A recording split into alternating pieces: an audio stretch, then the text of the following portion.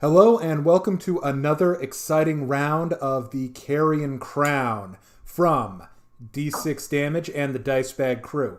Brought to you by the Spell Tracker app, available on Google Play or the App Store. Today I'm going to turn over the recap to our very own Mage with a Sword, who refuses to be in a box man, Rigel. What did we do last session? Oh. All right. Deacon casts Spotlight. More like on the spot, but and just joking around. Well, last session can be summed up with essentially serving our prison sentence for what I deign to call small misunderstanding, as far as the details go. Well, we have an unexpected visitor. The small misunderstanding only involves a few deaths. Well, speaking of which, we avoided one when Kendra decided to visit us outside of visiting hours. Nearly got taken by some unknown monster at night. A combination of a little help from Rigel's end and the deputy's valor saved her, and the rest of our sentence, apart from us, I guess, getting up for modestly good behavior. Good behavior let us go under house arrest for the remainder. But then we served the rest of the day and essentially had a hell of a time with the deputy's son, one part practicing magic, and and the sudden entry of our newest little friend, Sal the Slug. And we all learned to act on the process. An exciting day all around. And with that, I will turn it over to our Master of Ceremonies, Doomboy. Take it away, sir. Yes. As the session came to an end, the party resting, knowing they had a single day of house arrest ahead of them, Jack, as he rested, heard a voice call out to him, piercing the veil of his dreams. "You belong to me." The party awakens.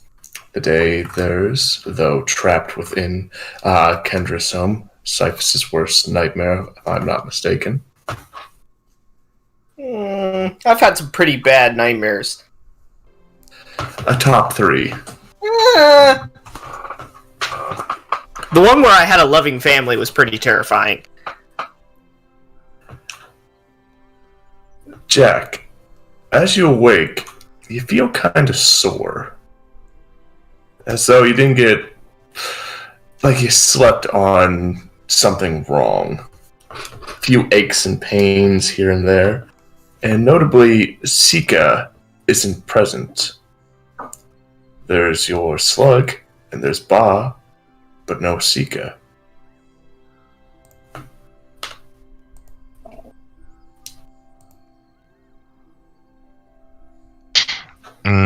He wakes up a little slow with that, without her nearby.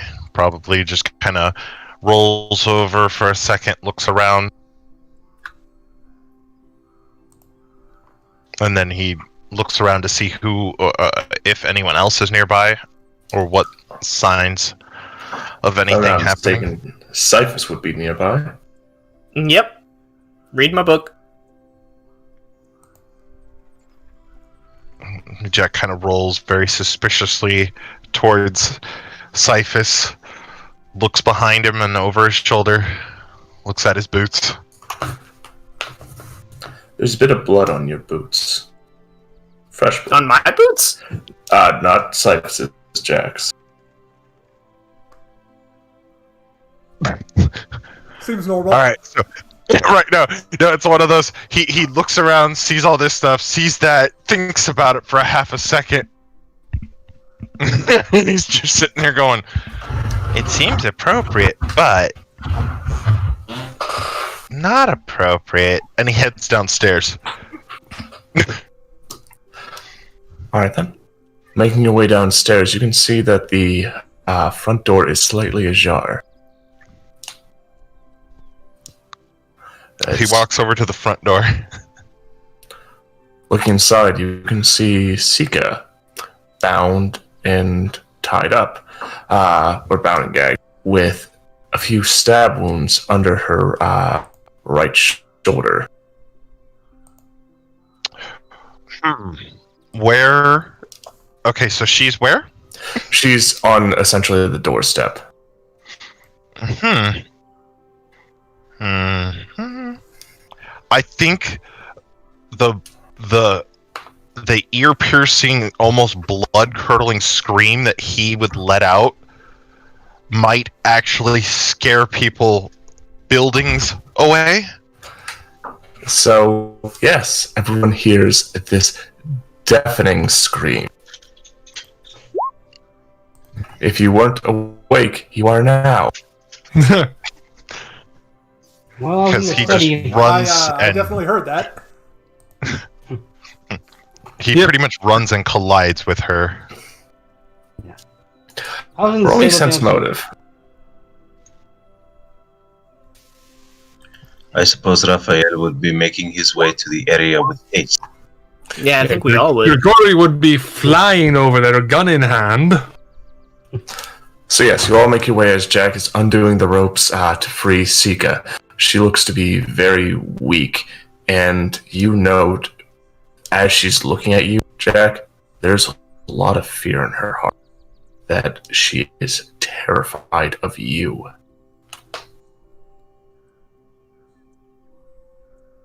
What?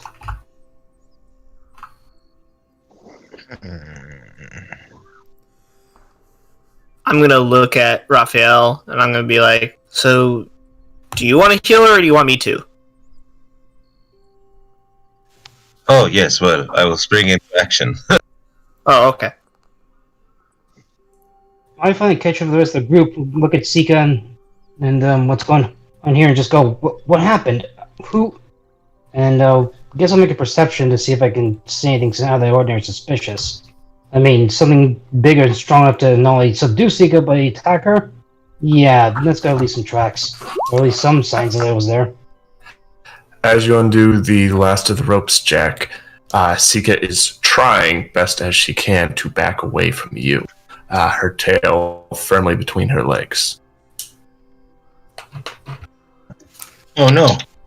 Jack would confusedly back away from her and start walking around in circles. What the?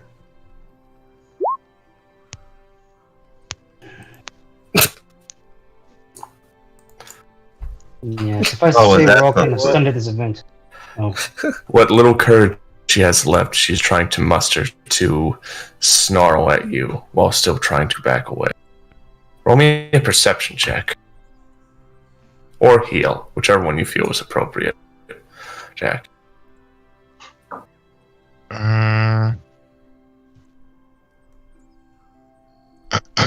This one makes more sense given the current circumstances. You note that your knife has a bit of blood on it, and that it roughly looks like the same mark Sika has on her.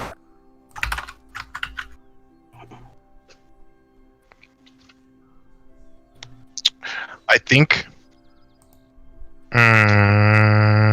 this is bad.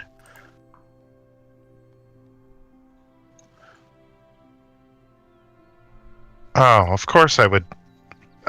great. Alright, off of base appearance, who has the most dangerous looking blunt weapon other than myself? I am ill-equipped to understand what everyone else is equipped with, so... I More have a question really for the big party. book that's made of copper plates. I have a bastard sword. I suppose you return my longsword to its sheath and then use it as a bat, I suppose, but I don't think that's going to work. We pretty much all have either edged or ranged weapons. Okay. The party is ill-prepared for a drum-off. Just means Jack has a temporary bout of insanity. Oh, that's as, normal. he pulls the weapon off his belt and swings it at his head. What? Jack, don't do that. So, is anyone going to try and stop him? Yeah. What do you think? Reflex or something like that? Yeah, a quick reflex. Okay.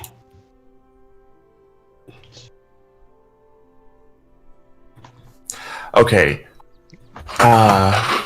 Swiftly, you manage to move in and grab the head of the Warhammer before he's able to make putty out of his own head. Whoa, Jack! Whoa, come on! Don't do that. We need we need you to figure out what's going on. You're the best animal handler we have in the group. So, that begs the question: why would Sika be afraid of you, of all people? Wait, when the hammer doesn't make it to his head, his knees hit the ground, and there's no sound coming from Jack. That's the worrying part.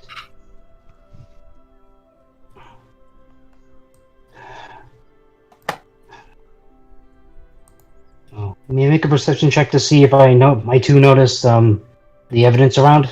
I mean, you can see that she's bleeding, and Jack, what happened here? I say being totally lost in the situation. I'm having a very slight and very bad idea of what went down, but the question is what happened and why. I mean, why did it happen? Sorry.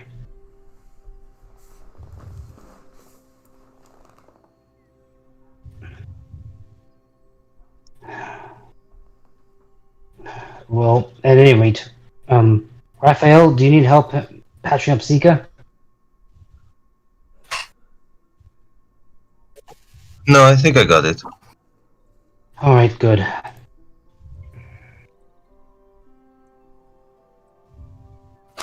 unleashing a bit of your holy magic, if you are using magic to heal her. No, just Monday. I got a 23 on my heal check. Alright, roll me an animal handling, as she's not willing to let others get close.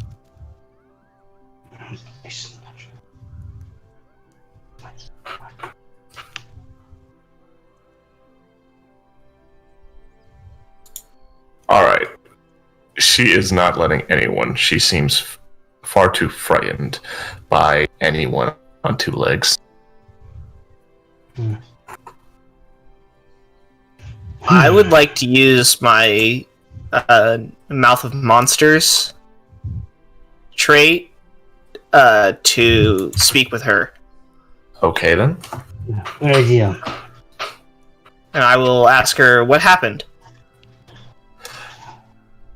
Sika seems confused and with a bit of a stutter, looking Jack called me, stabbed me, hurt me, bled me. Alright. Now, did it seem like Jack was himself? Was he acting strange? Hurt me. Fair. That is kind of Quiet. strange for him. Hurt me. As she's kind of just trying to whimper to everyone else, not with mouth of madness. Can you, if you let me, I would like to help you not hurt anymore. Can I touch you? Roll me a diplomacy check. Alright. Unless your handle animal is better. It's not. 23. She slowly limps her way to you. Alright, I'm gonna cast Cure Light Wounds. Okay, then. Not bad. Where's my... Ooh, and I'm Very gonna give her good. max health. The So bleeding 8+1. has stopped, and you see the wounds slowly knit themselves closed. The fur might take a moment or two to regrow, but She doesn't have better fur, now, she's got sure. like scales. Oh, okay. Well, the scales will take a moment to regrow. Okay, I'm gonna say, I don't think Jack was himself. I think he was made to do that. He didn't mean to. Wait, what? I'm not talking to you. No. He meows at you. Roll me another diplomacy check. 18. Yeah, though what you say makes sense. Her mind is a smidge too simple to understand. Mm-hmm. She was called out, she was hurt, and like a well-trained animal, she has reason to destroy. Then I'm gonna ask her just to stay with Kendra all day. Jack, you see this creature that you've spent so much of your life with, that has watched over you, protected you more times than you could ever count, hurriedly walk away from you and into Kendra's abode. Alright, I'm gonna turn around, speaking normal, and I'm gonna say, okay, so Jack stabbed Sika. What? My guess is that he's under some kind of control, because that's not normal behavior. Well, obviously not. Yeah. Sika's not particularly happy with him at the moment, but I've asked her to just stay with Kendra all day. Nice work, Cyphus. I think you helped the situation a lot. I hope so. The question is, then, what took over Jack? Jack, is there anything that you could think of or something that happened or what? I'm sorry, I'm lost. I don't get it.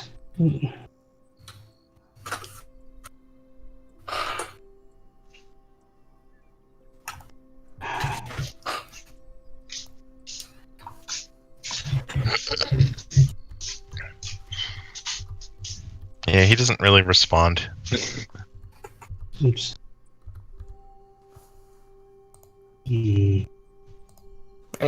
Jack, do you remember anything?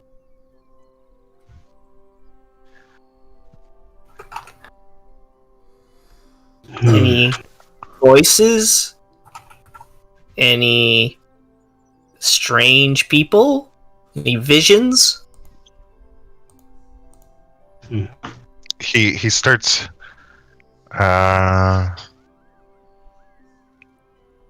It takes him a minute, and then he kind of recites the last couple of nights. He kind of goes backwards, going from now, more recent night, and then goes backwards towards the time when he thought you tried to kill him. Alright, so are you reciting these dreams? Yeah. The first All right. dream is simply of darkness, with a voice calling out to him about how he belongs to him. The other two are about as tangible as general dream logic can be.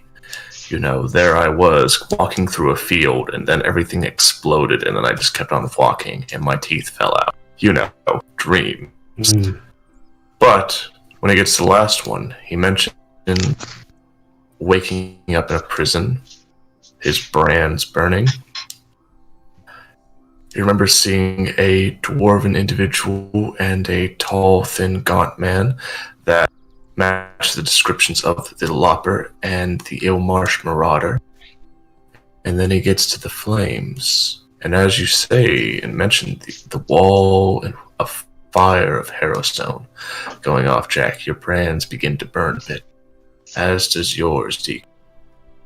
And then he mentions pushing past it and speaking to the Splatterman. As you remember, Cyphus, what the Splatterman's forte was, messing with those by their names. As you hear Jack mention that he told this individual his name. Okay, so I think we have a misunderstanding here. It is common knowledge that dreams cannot hurt you. This is, in fact, false.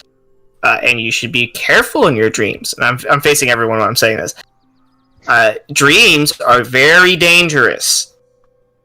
So, Jack, you told a spectral entity your name, giving him power over you. My guess is if we went to the center of town, there would be a new letter painted on the wall. We destroyed the entity that the Splatterman was using to write his words before, so he had to get a new one. So, Jack, you're not responsible, except that you stupidly told this entity your name in a dream, thinking, totally reasonably, that it couldn't hurt you. So how did it hurt Sika? Raphael. By having your name, he can maybe get into you when you're sleeping and use you like a puppet. You ever seen a puppet? I'm never sleeping again. Don't worry, neither am I. It's no big deal. He goes and sits next to you. Medically speaking, it is a big deal. Not really. Sleep is for the weak. I will. Thanks. I will fist bump Rigel and say reverie. Right. After turning the fist bump. Oh. I'm going to turn. I said, this means that we need to deal with Harrowstone quickly. Or perhaps as well, at nighttime we should probably chain Jack up. Why not both? Well, I don't think we're supposed to stay in the house today, True. so I don't think we can deal with it today. So instead, we should chain Jack up. Hi, Jack? I'm not going to sleep. Well, Never but what again. if you accidentally fall asleep? I'll have drugs for that. Yeah, There's no harm in Cyphus. a backup Well, plan. right. Well, I don't deny the logic behind your plan. I think you're not taking into account the sort of weakness that comes by not falling asleep and the kind of proven mental weakening that happens with the mind and such. And considering Now, your hold on. oh, I take Pardon. offense to that. I'm only stating the fact, there, my friend. But regardless, I think you are right in saying that because of what happened in this dream, the Splatterman now has a unwilling agent in possessing Jack. I think there might be something Professor's Law study to see if we could try to break the spell over him. Darn it. I think that's a fair idea. Let's do some knowledge checks, see if we can figure out how to protect him from this. Doom, would you rather a Arcana or a Religion? Arcana. Okay. Right? How about a 30? There's a 30. Now, a certain difficulty you are facing. This is for trying to figure out how Jack's being controlled. Okay. No, is that what you're trying to do? I want to know how to break the control. So you are quite aware with magic that usually the trick is to slay whoever's casting it, or provide a spell to break the curse, like break enchantment. But you're a bit unfamiliar with the works of the Splatterman and his work with name magic, so you have reason to believe that as long as the Splatterman possesses Jack's name, he can just open up that pathway again and regain control. Could I do a knowledge history on name magic? Certainly. Onomancy. Which I found they stopped doing in 5e. Onomancy is something of the holistic medicine of the magical world. Maybe it works, but we're not certain how it works. And a good deal of their time working on it are rather strange. Outside of the tangible results of conjuration, where if you know a creature's true name, you can easily call upon it. Though that's usually considered to be only for outsiders, not for people on the prime material plane.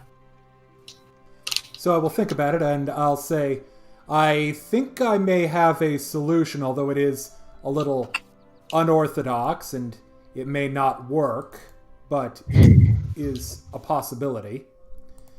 Jack, how attached are you to the name Jack?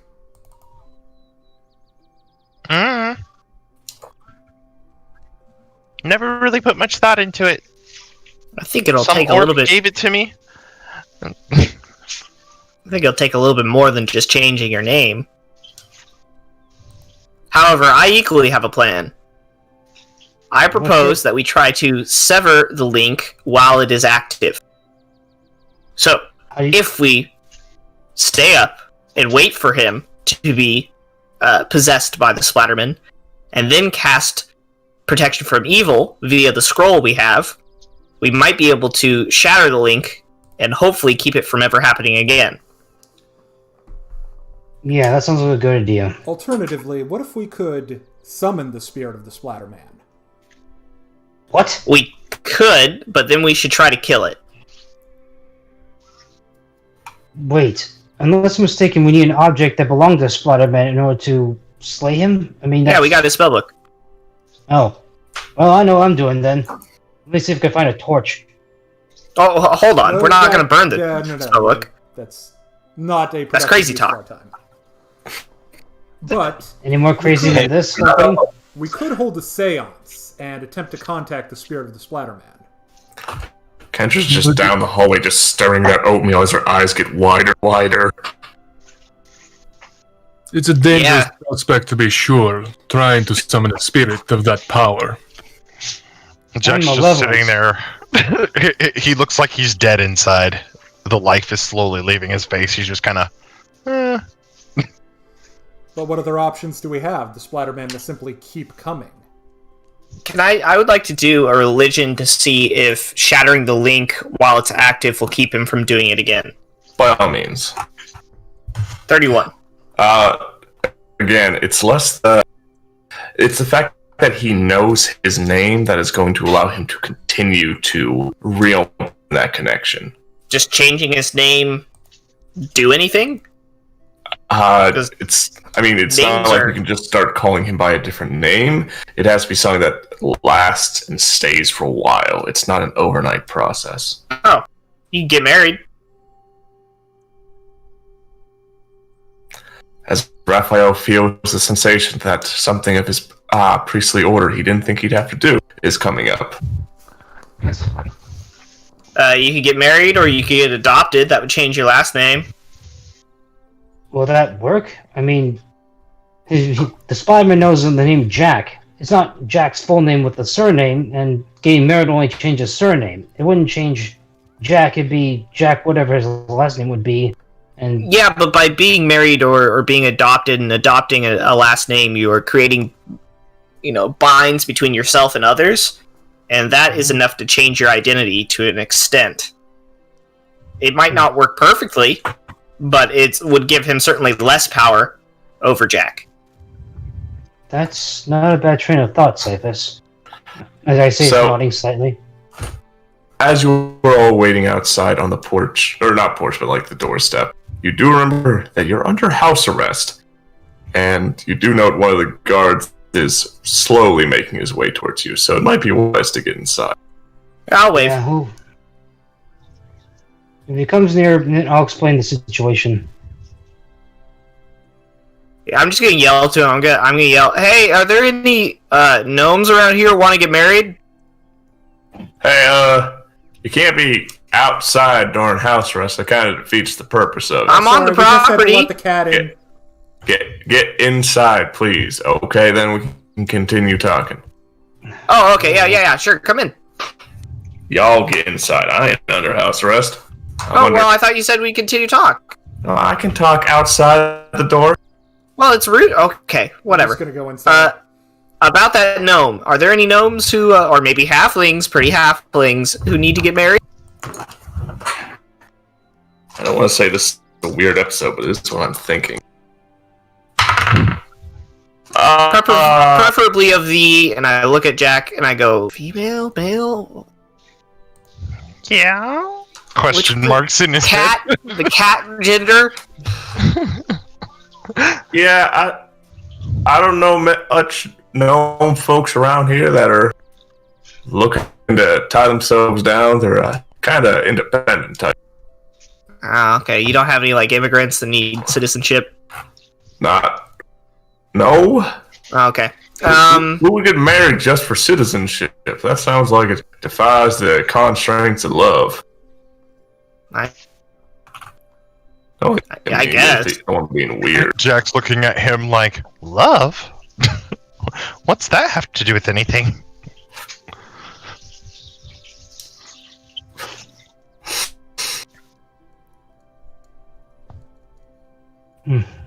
Well, anyway, getting back to the house, I immediately make my way to the professor's study to see if I can look up any kind of books on onomancy, spirits, the like.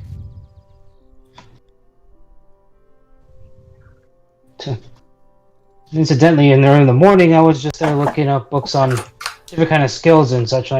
Just when I found one on like theories of rogue tactic and sneaking, that's when Jack screamed. Jack screamed and had a bit of a tumble with some books coming down my head. But now a little bit more bare suited, I'm now scoping around the study for anything, especially safeguards against spirits during a seance. Well, I just stopped by to make sure you folks were pulling your house arrest, and you wouldn't have to know anything about the defacement outside at the statue, would you?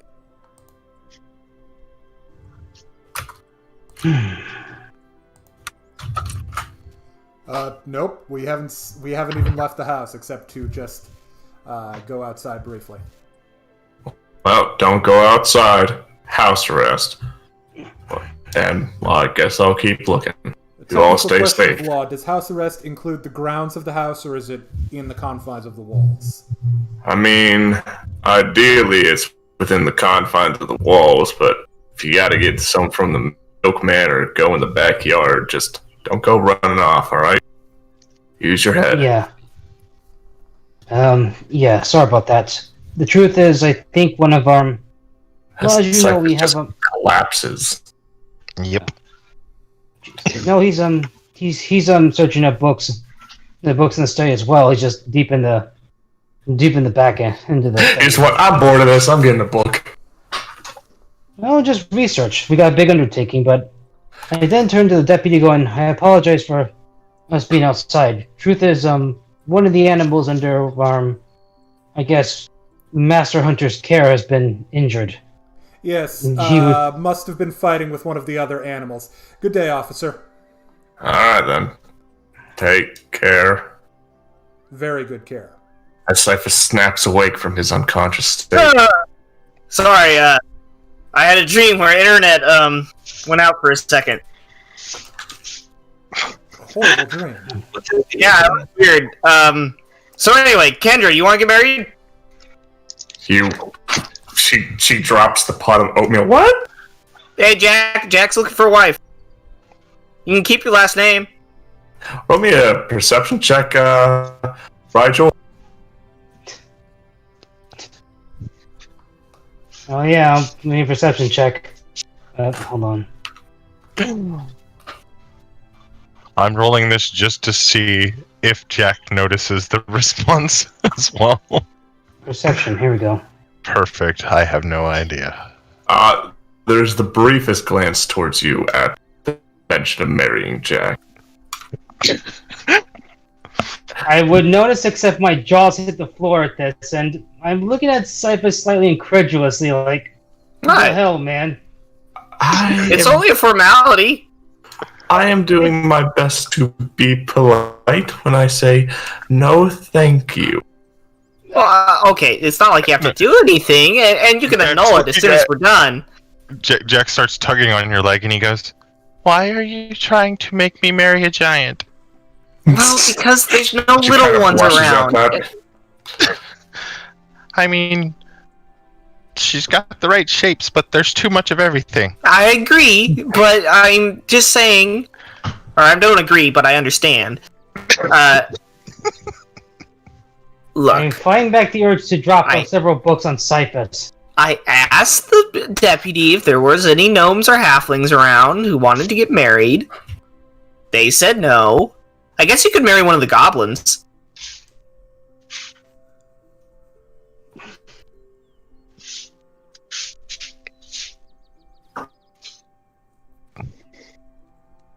Wow, Jack has no will, apparently.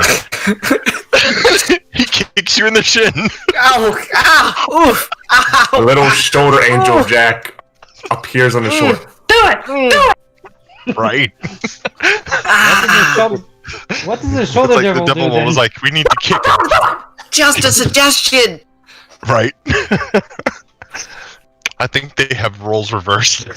Look, if you don't want to get married, it's fine. We'll just have to tie you up. Wait, I just thought something. What if in that instance Jack does a great deed and then goes, oh yeah, call me by this name and such, like, oh I know, something like saving the town or something like that. He goes down and Jack the, something such another. Well, there's more to a name than just being called something. I know, but the fact of the matter is, between the name change and you say the adding of another identity, with getting a title with that, and also, it changes that, but changes the perception. If Jack's perception changes, hopefully for the better, wouldn't that also affect the Spiderman's control over him? Small glare in your direction. I suppose it's possible, but I think it would take more than just calling him by a new name. There are rituals by which a name can be forsaken, but they are far more involved than we can perform here. Yeah. Granted. So down for a wedding episode on episode 10. Oh, bloody hell. Anyway, well... Raphael, do you want to marry him? I'm just going to look at you very flatly. I'll marry him. He winds up and kicks your other shin. Ah, fuck! God! Jeez, I'm just trying to help you! He stumps back. He would go to the kitchen, but thinks about it and heads upstairs. I'm gonna head to my room for a little while. So, all you have a day at Kendra's place. If you wish to do any research, now would be the time to do it. There are a couple things I'd like to do, but someone else can go first. Okie dokie. Well, I'm still Let's break it down to 3 big things to do throughout the day, okay? The morning, the afternoon. Alright? Okay. Right. I'm pretty sure Jack is going to sulk in the morning. Angrily stomp around the attic space, destroying anything he finds that is not a permanent fixture or necessary for life survival skills. It's a real attic, mostly blankets. Right. And I'll think about the evening for later, because that's probably going to change. That's probably what he's going to end up having to figure out in the evening. As you stop up, you do see Al is slowly making his way to the oatmeal bowl, or to the oatmeal pot that Kendra dropped. He looks at Sal. Yeah, that's a good idea. As he walks past. Mm-hmm. Oh, you can go in the backyard. That's the last thing he would say before he hit the stairs.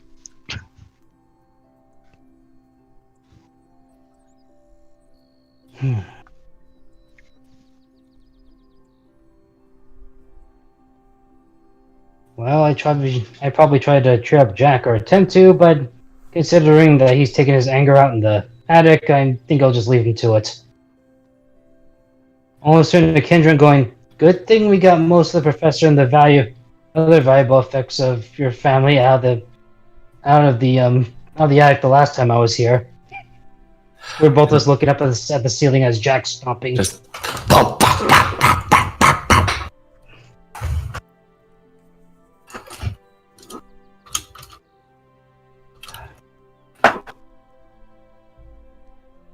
Well, I figured this close to a water basin, there's a very low probability of her having a basement for him to stomp around in, so I picked the attic. That's a fair assessment. Let's see. If there was a basement, I would have already gone into it looking for sacrificial victims. Right. That is so appropriate. to those Not loud enough.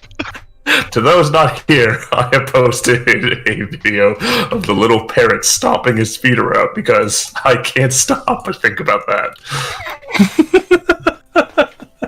So, Grigori, what are you up to?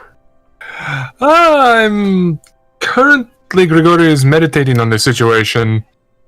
He's quite focused in this task to try and figure out his next course of action. Alright then. Maybe you could roll like a knowledge religion check to see if you could commune with the spirits of law and order. That's what Good idea. Let me get my religion check out. Let's see. Yeah, I couldn't help with the Arcana stuff because I don't have anything in Arcana. Hey, Grigori, what's your knowledge on men? I don't know, it's late. Oh no! So, That's a nat 1. I think it's like, well, he's got his name. placing your holy symbol down. A symbol given to you by your parents. A key with a lovely ornate cityscape or city skyline that was of your hometown. You look deep within yourself, and for a moment you swear you hear and you think that perhaps the gods are busy at the moment and you don't bother them. Please be on hold. Your call is important to us. Thank you for calling the canonical gods. You're not available at the moment. Please hold while we look for the nearest available priest or acolyte to take your number.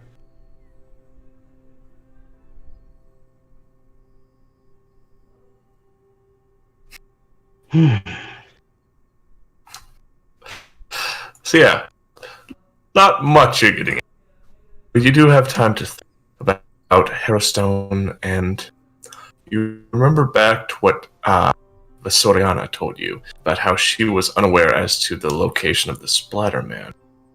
But based off what Jack's dream told you, that he was clearly down below rather than above. If he's anywhere, his body's there.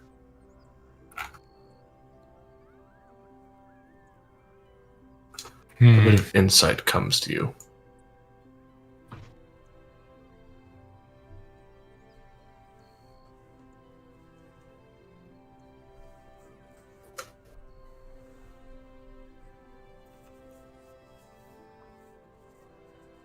Do you want to share that insight with the rest of the party?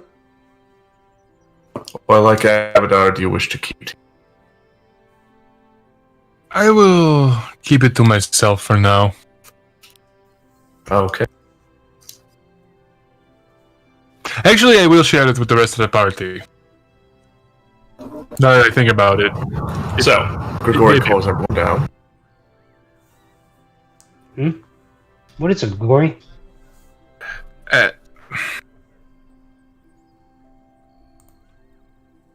You hear up above.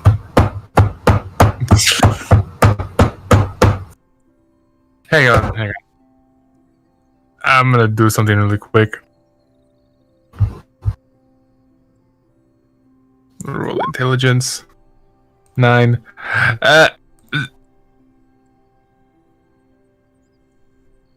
As Grigori just completely brain farts on this. Alright, let us hear that brain fart. Just internally, just a womp womp. It's just a busy signal in his brain. It's just like, shit. He had this little revelation and then just, crap, I can't remember now. So you're all called down, and he's pausing, and nothing. Didn't have anything to do with the Splatterman or anything about that, Grigori. I can't remember. Shit! Oh boy. Well, It's okay. yeah, just try your best to see if you can recall it bit by bit. I'm gonna go back to see if I can. Go ahead. I'm sorry. Go ahead. I was gonna turn to the other ones and just be like, "This happens occasionally. Don't worry about it." Well, to be fair, Grigori, could be worse. You could be trying to master a fire spell, manage to get the blaze going, and forget how to not summon it. Well, Lost a good bit of pants that day. It was too many hits to the head. I know technology to help you recover lost memories. It's fine. It's only minor thing. I just need to hypnotize you. No hypnosis. He says that very, very adamantly. No hypnosis. Very well. Yeah, I don't. Hey, Grigori. Yes. Do you want to work on designing that new pistol idea? Actually, yes, I will actually work on that. Can I help you? Yes. Do I need to roll Gunslinger or Craft Gunslinger, DM? It would be knowledge engineering or crafting. Well, I don't have knowledge engineering, so I'll just do crafting for now. And I'll assist with the knowledge engineering. I rolled very poorly. Well, I that's didn't not roll what it it was either. So, unfortunately, you're not in exact workspace or mindset, as you're basically drawing rudimentary sketches of what you're going to do. The smell of Kendra's cooking, starting kind of rhythmic with his stomping, and just not having the supplies on hand. It's hard to imagine what you're trying to get at. You have it in the back of your mind, but nothing's coming to you. This is kind of like the brainstorming phase of getting an idea. You're like, well, what if I built a gun that did this? Well, that's a cool idea, but what if we did this? So you're kind of roughing it out. Yeah. Yes.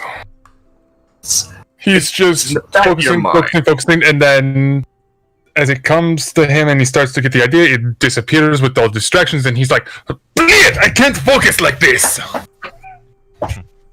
Blunderbuss!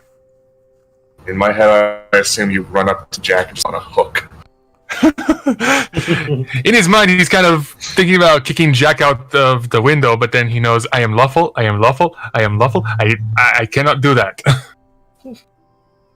As though a reassuring hand rests upon your shoulder. No.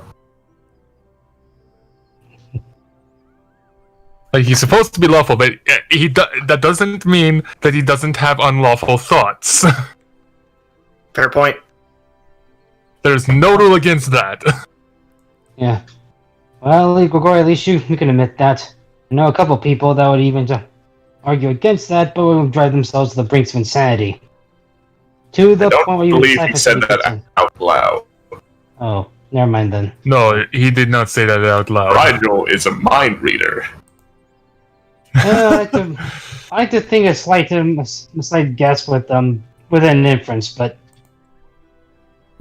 yeah, sometimes he, because it was part of his fame mind, he'll take guesses, but well, they backfire royally. This instance being an example of that.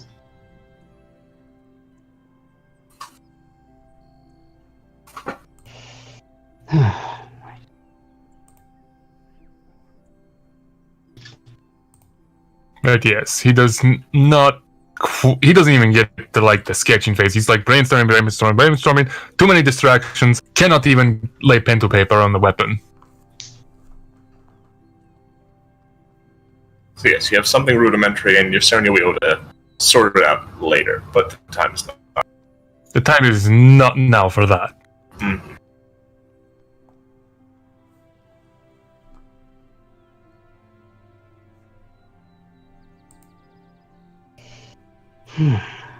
Sorry, I felt like the Nat 1 just kind of was like, that's total brain fart. He's not going to remember shit right now. No, you're good to do that.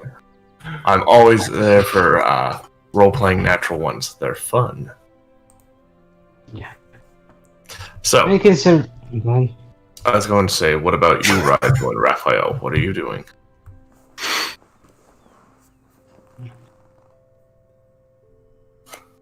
Well, after I guess getting a bit of ice or anything to help Cybus's freshly kicked shins, I'd spend most of the.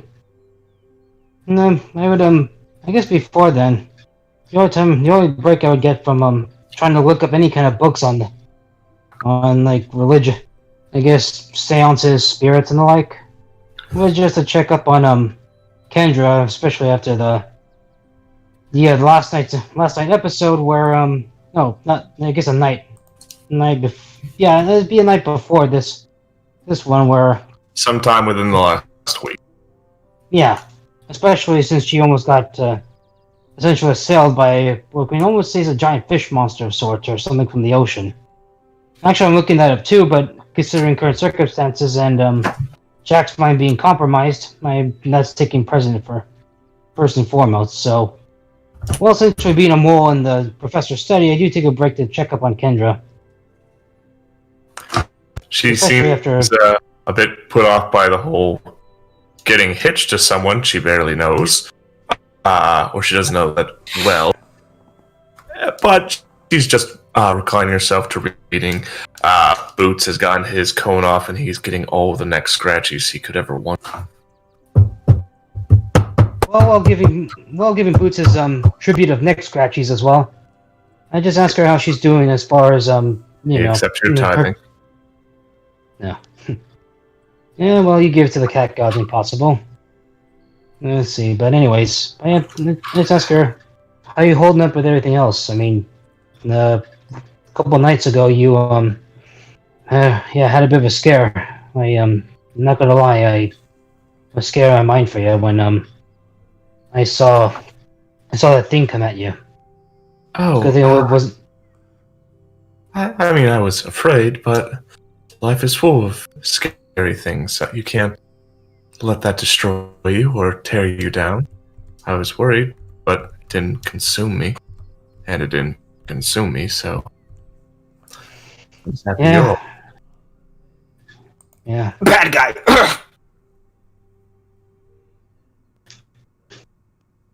Give us luck for them to turn to Kendra. Well, as long as you're done with me. Don't think he said that out loud either. Doesn't matter. I think. Oh, that's neat. Her playing sneak sounded too verbal to be just a. I digress. I'm like, well, all right. Like I said, you can talk to me about anything. I mean, granted, I'm not the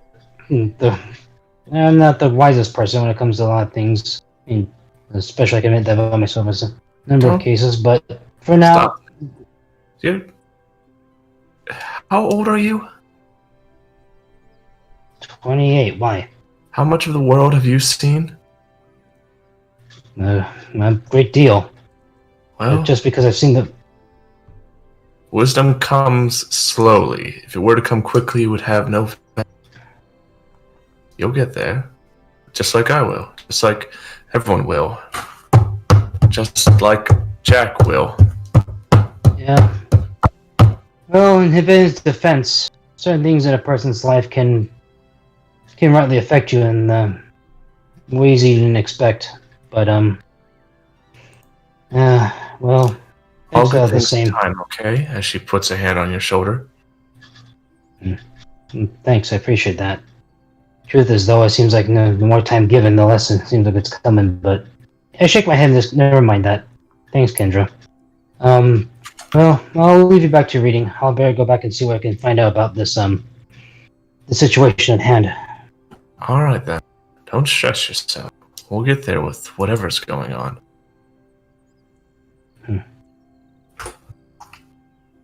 So, I guess returning back to study after nodding at Kendra and once more giving another bit of tribute to Boots for neck scratchies. Might try my best see if I can find anything in the library.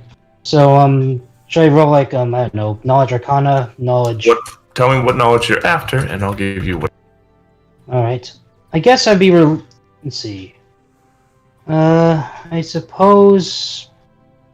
Yeah, not better as far as arcana and religion, but you know what? I'm gonna go with specialization in arcana, only because I know if there's many religions that deal with entrapping a spirit, but no. Knowledge Arcana.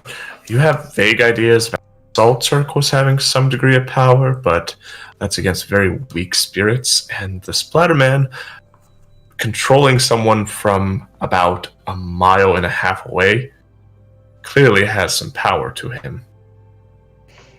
Yeah, that goes without saying. And I Jack. don't know. Go Sorry, ahead. continue.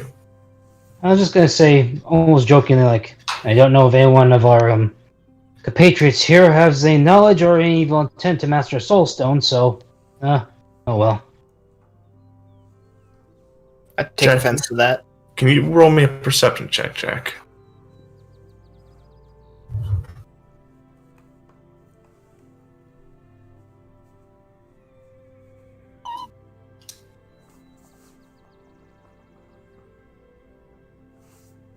Jack? So, as you're stomping your way about, you see there's a rather large circular window in the attic letting some light in for your escapades, and you see an individual looking in. He has pitch black skin, a goatee, and large, somewhat menacing horns. He's hanging from the roof and waving to you.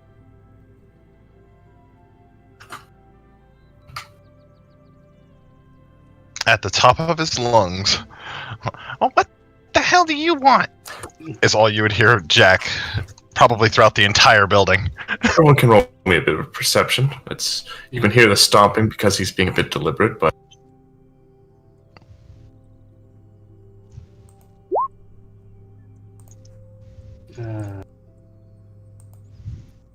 There we go. Jack's yelling, but that's normal. You managed to pick out a little bit more of what he said, as do you, Deacon. Well, yeah, I guess yeah, no, you're right.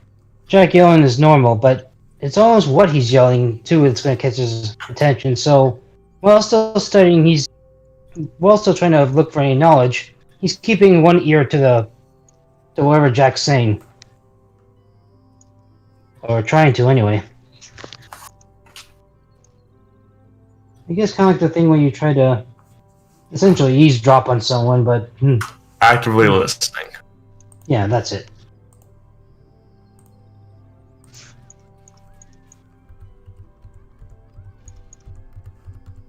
What about you, Deacon? I am engrossed with my own projects, so I've decided. I think that Jack needs his space, so I am not going to interfere with him. The individual hanging by one hand draws a circle over the window, and you see it seem to disappear as he climbs in. Getting down, he's about as tall as you are, Jack. He's just kind of looking at you with a impish grin. Hi there. With a squint in his eye. I don't talk to phantoms! I ain't no phantom. Undead things! I ain't undead. At least I don't think I'm undead. I don't know how I'd know. Well, how am I supposed to find out? I don't know. What's your name? I'm not supposed to tell people that anymore, because I can't tell when I'm awake or asleep. Huh. Have you tried stabbing yourself? I usually do that when I don't. Wait.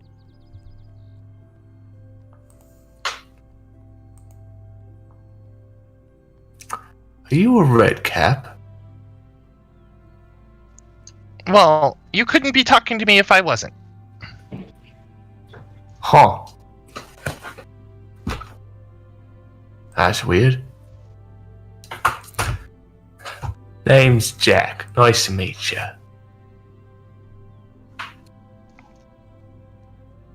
I like that name. It's a good name. I like it plenty, that's why I go by it. What's a red cap doing in a house like that? You planning to murder all these people? No, these ones are decent. Oh, those people are the worst. Why can't everyone be Sometimes. They have their uses. Oh, yeah. So, you don't use it for the food, do you? No. I haven't tried this type. Huh. Green skin tastes nasty. He pulls out a long cigar and he bites the end of it off, and just you see a bit of flame come out of his mouth as he chomps down on the cigar. So, what's your name? I don't tell people that because I don't know if I'm dreaming or not. Alright. Why don't you pinch yourself, see if you're dreaming? It doesn't work. Alright. Well, because I was drowning in one dream and I didn't wake up. Huh. What about fire?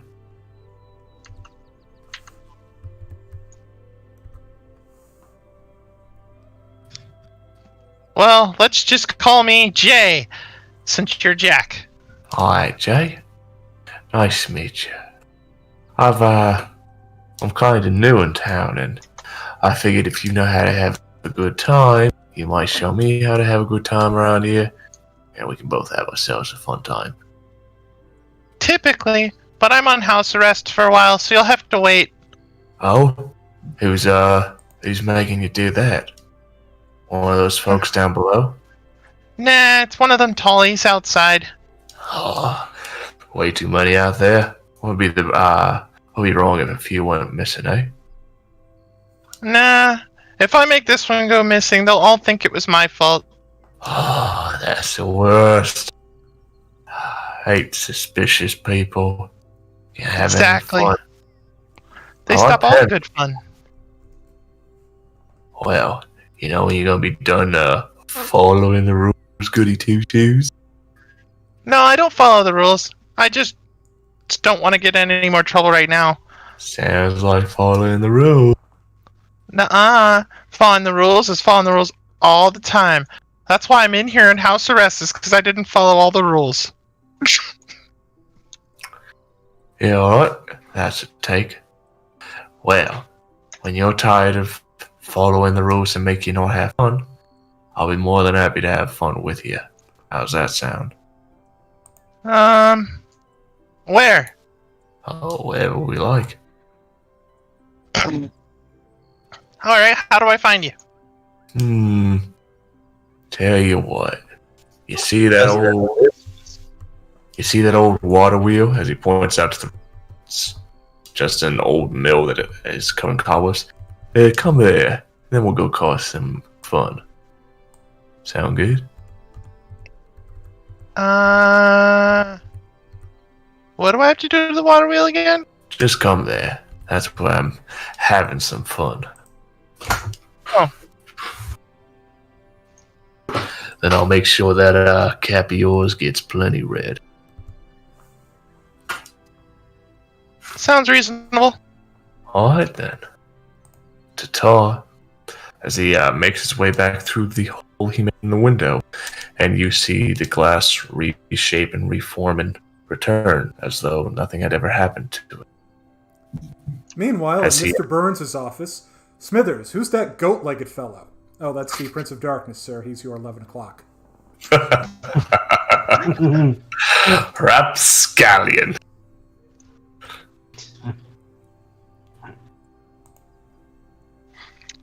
All right. When he leaves, he's sitting there and he thinks about it for a second, and then after a second, he stomps downstairs, and he's looking around. All right, who in order of elevation, who's on what level of the house? Kendra is on the second floor. Who else is on the I am in the room that I share with Rigel with the door shut.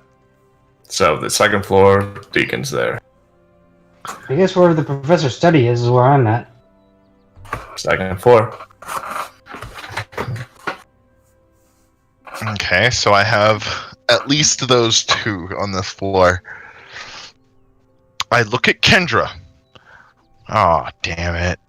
She's petting Boots. Sika is at her side. I see Sika and I walk out of that room. Okay, next room.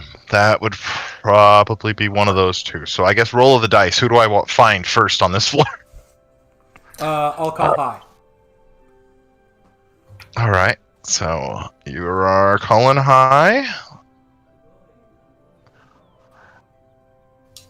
We got high. All right, so I walk into the room you're in. What are you doing? Okay, so I'm wearing my cult robes that I put on for when I'm doing stuff with the door shut. I've got a circle drawn in chalk on the floor. I've got those holy symbols that we got out of the book in the middle of it, and I am presently swinging a chain with one of the other holy symbols on it, and I'll look up and I'll be like, Jack. And I just, what are you doing here? I'm trying to decide how Jack responds to that. And I will think put the holy symbol behind my back. That will. Yeah, as soon as the holy symbol leaves line of sight, he runs over, he kicks you dang near in the kneecap, and then runs back to the door.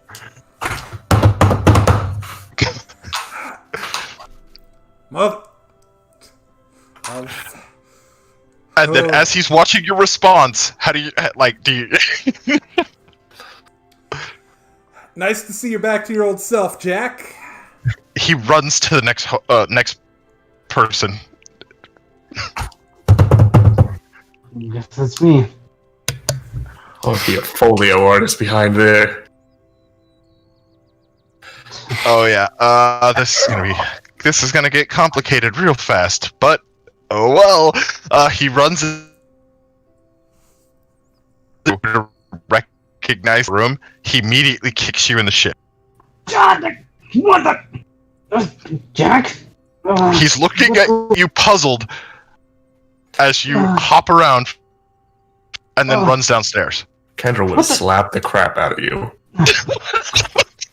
Oh no, he's heading my way. What's going on? So, Grigori, Raphael, as you have a moment of peace and self-reflection, it's almost like an alarm is blaring of, watch out! Oh, crud. As Jack comes charging at you with a fairly look in his eyes for Jack. Can I roll to hunt him?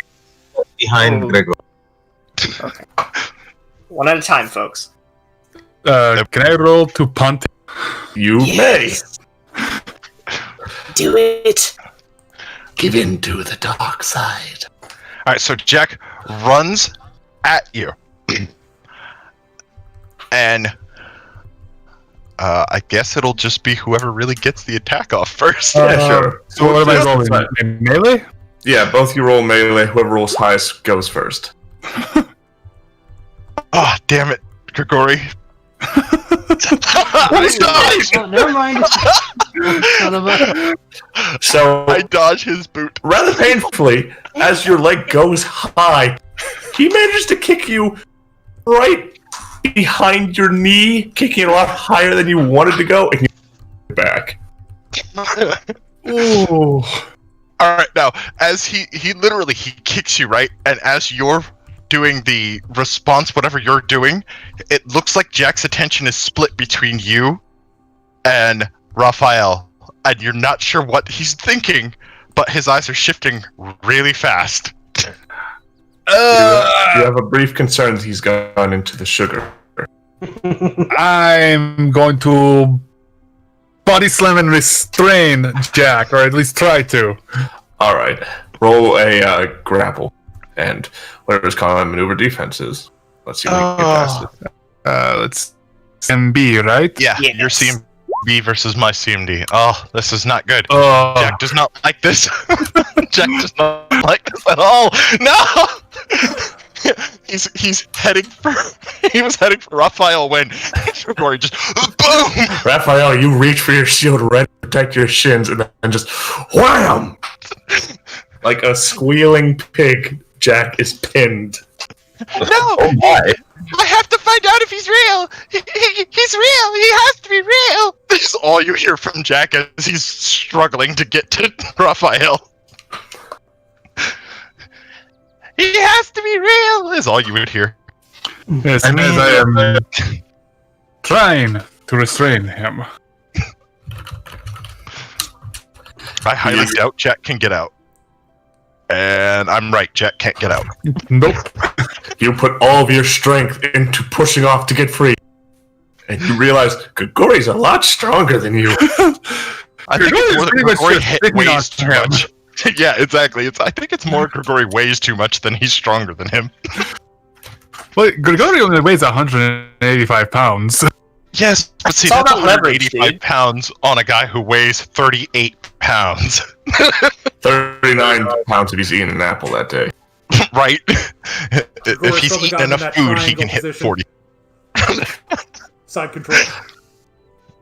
So yes, Yeah. you two are making your way down as Kendrick confused. I'm limping. So limping down the stairs, going, Jack, what is going on? Kick him in the shin! Find out if he's real! With this crazed look in his eyes. Who's real? What are you talking about, Jack? Him!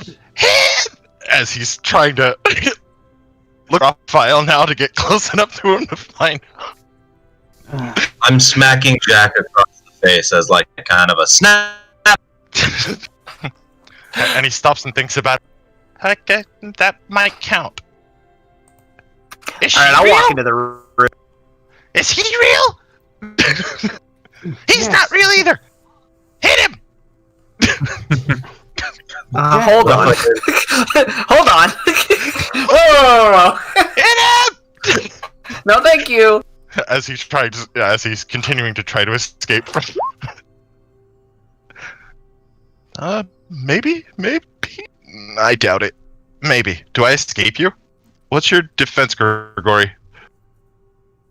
Very big props to Pathfinder for simplying a lot of combat. Grigori, what's your combat maneuver defense? So I know if I slipped you His or not. DMD is 17. 17, yep. Oh, so I do escape. All right. No. Right, I slip out and I immediately I can't right in stay. the shit. Days. Just actually, one of those days. yeah, basically. What's my save? Is that will based? Because if it's I will think based, so. I have to pull it up. I'm probably gonna fail it.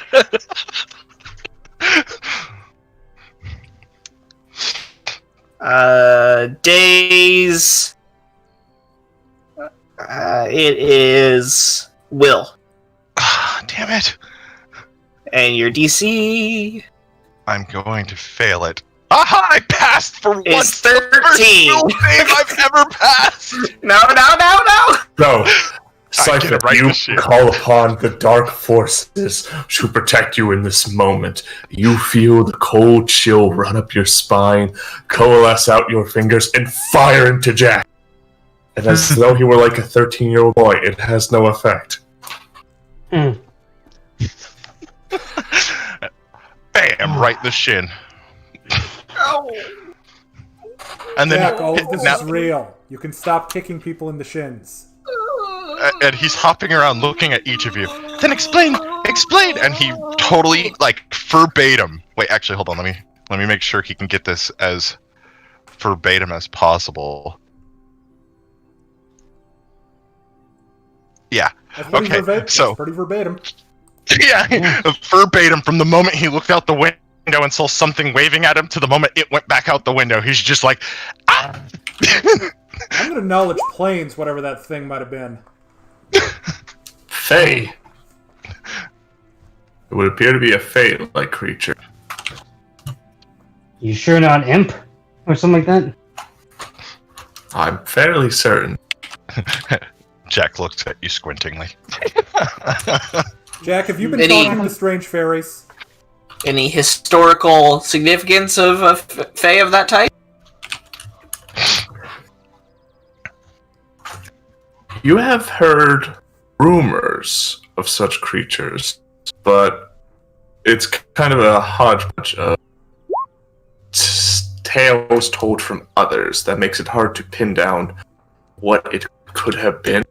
As you think, like, it could have been a imp, it could have been some weird mesh between a red cap and an imp.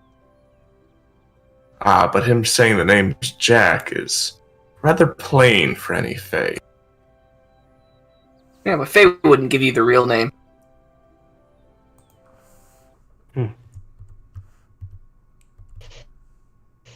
I'd like to roll a planify what Faye. By all means. Oh man, I'm rolling bad now. Nothing's Where really... are my 30s now? Yeah, where are your 30s now? Nothing comes to mind. Okay. Well, how about knowledge religion? As far as, like- Nature would really be unfortunately, the way to no. go with Faye. Yeah. No. Never mind. Darn. Well, I mean, I have it. If I'm allowed to roll again, I'll do it. I'll give it to you this one. Just know that I'm playing 17. with I mean, I'm not... Dick all. Yeah, I didn't think so.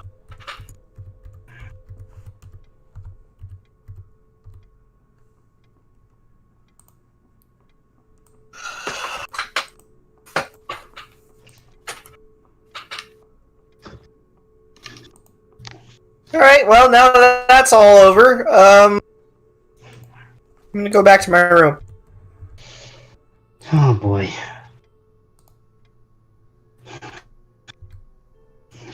Let's see. Shins hurting. You make studying. Before I go, just go, Jack. What Jack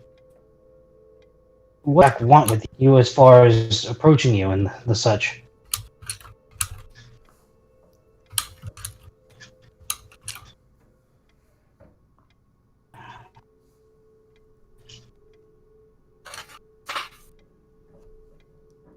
Did you ask Jack that question? Yeah, I didn't realize I muted myself. Damn it.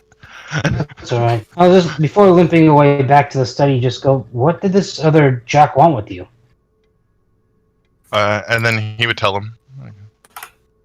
Have fun. Yeah, but unfortunately, let's put it this way: between Jack's idea of fun and kind of mischievous as it is, it's by the sound of it, it's not lethal. And granted, Jack is following his father's path, following his father's path of being a red cap, but that usually entails, something that's gonna get us in worse trouble than just a misunderstanding between what went on at a funeral. In fact, it's going to cause a lot of funerals in the process.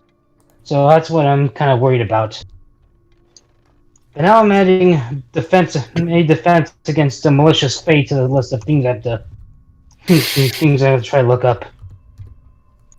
Actually, evil malicious fate, not slightly mischievous. There's a difference, Jack.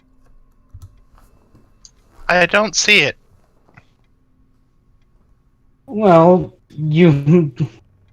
apart from being a red cap, your idea of having fun, from what I've seen, is just having a good time with others. This other Jackson idea of having fun is causing pain and suffering that's going to land you in worse than a prison cell. Not exactly if it's going to be executioner block level bad, but pretty bad. You didn't like being in the cell for the 2 days we're in there. It's going to be a lot worse if you follow this other Jack's idea of fun.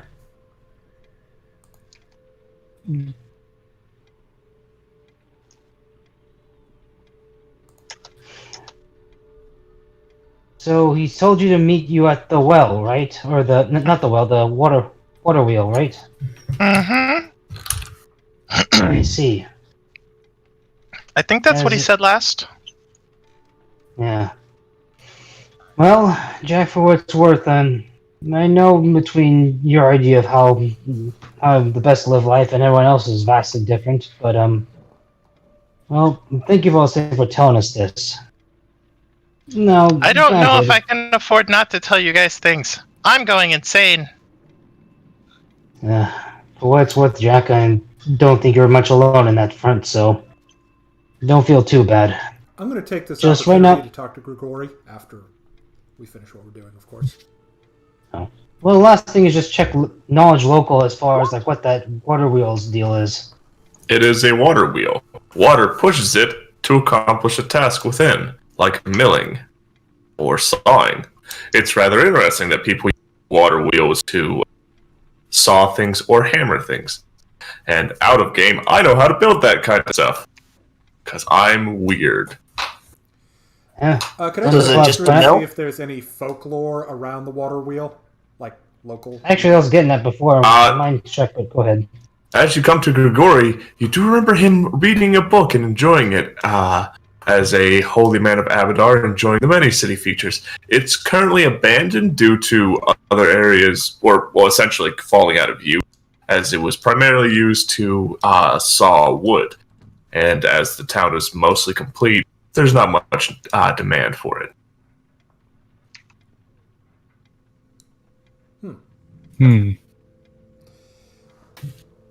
Father Grigori, I seek your wisdom. I am not a father. I am a simple holy warrior. Still, I would seek your counsel. I was wondering, what do you think of this plan to attempt to summon the spirit of the Splatterman? Do you believe we should go forward with it tonight, or do you think it's best held off for a later day?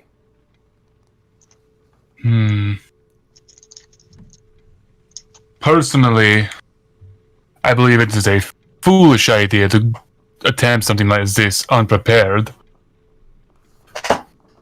But it might be best for Jack if we can help. I personally think helping Jack might be a better option to free him from the influence of whatever spirit is plaguing him. Then I shall do what I can to see to the preparations for the ritual this afternoon. Yes. But if we are not prepared in time, or prepared well enough, it could turn badly for us. Of course. Better to be patient in something like this, in our preparation, than to rush things and see things go poorly. There is much truth in what you say. Thank you for your advice. You're quite welcome. It would be unfortunate for things to go badly for us today. If we do the ritual today, personally, I am more inclined to wait. Research. Knowledge is power, after all. I very much agree with that sentiment.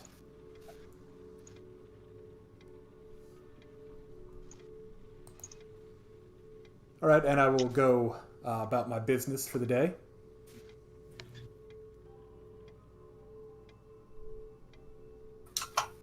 DM, I would like to research any kind of specialty rounds I can come up with, or any kind of projectiles I can use for my weapon. Sure. That can be used to damage spirits. Alrighty then. Roll me a knowledge dungeoneering if you got it. I don't have dungeon engineering trained. What about nature? No nature. You could do the craft gunslinger. Yeah, I'll allow that too. Okay, so let me roll that. 20. Okay, so there are certain materials that would help.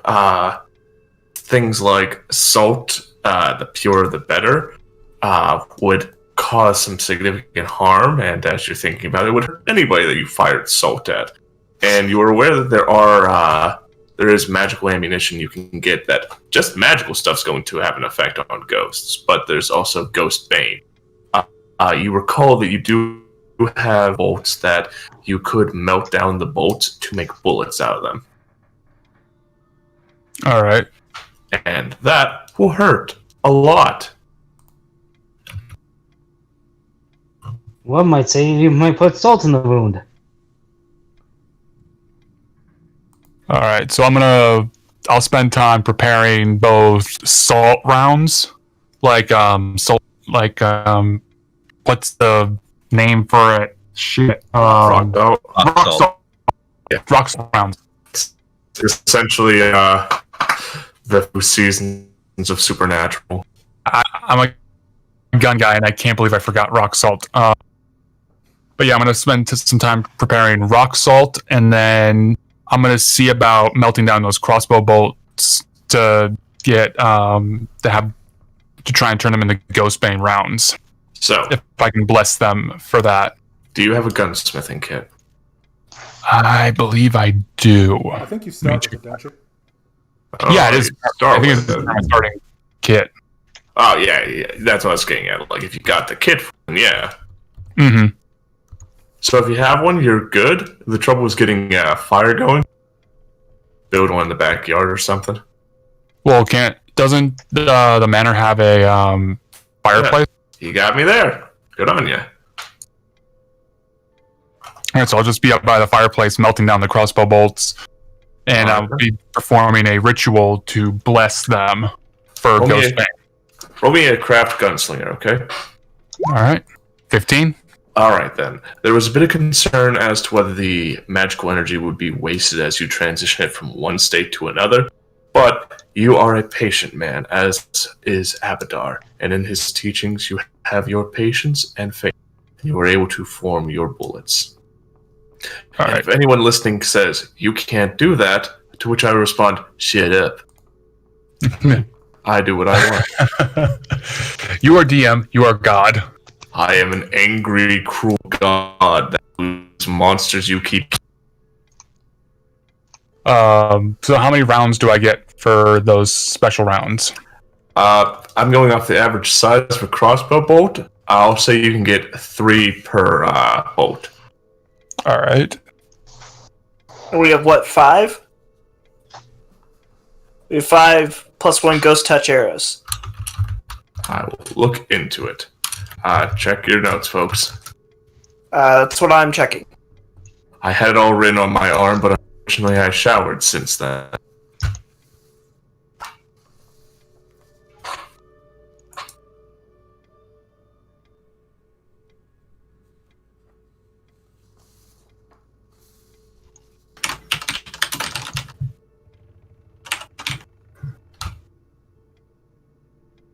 Dum-de-dum-de-dum. Where's that treasure? I mean, I just opened up the loot tab. Oh, okay. So about 5 of them, you said? Or 3? Yeah. You'll be able to get about 15 bullets. Oh, 15? Yep. Ghost touch All right. bullets. And then how many rock salts, if I can find salt in the house? Unfortunately, Kendra's actually out of salt, which makes a lot of sense with her cooking. Shit. Mm-hmm. All the salt is actually in the sugar jar, which makes way more sense now looking back on everything. You don't want to know what's in the sugar jar, man. Funny I'm story suddenly very about concerned for that. the safety of the slug who was going after that food. So that That reminds dip me. a finger, get licko. This is heroin. Funny story. Actually, I did make a cheesecake once, and I did make the mistake of reaching into the salt jar instead of the sugar. Why do you have a salt jar? So I made a salty cheesecake once. That was the first time I ever tried making a no-bake cheesecake, and I used salt instead of sugar. Good job. Much to everyone's horror who tried tasting it, including my own. So my headcanon now is that Gregory's tasting his food. I don't know, this tastes fine to me.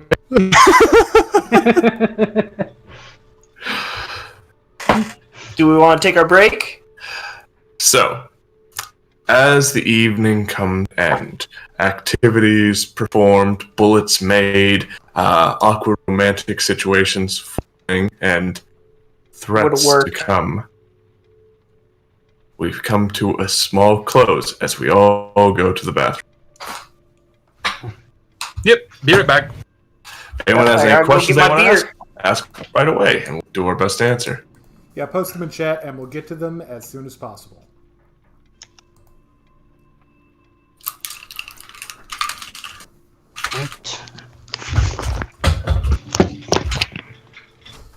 F's in the chat for Gregori's cheesecake.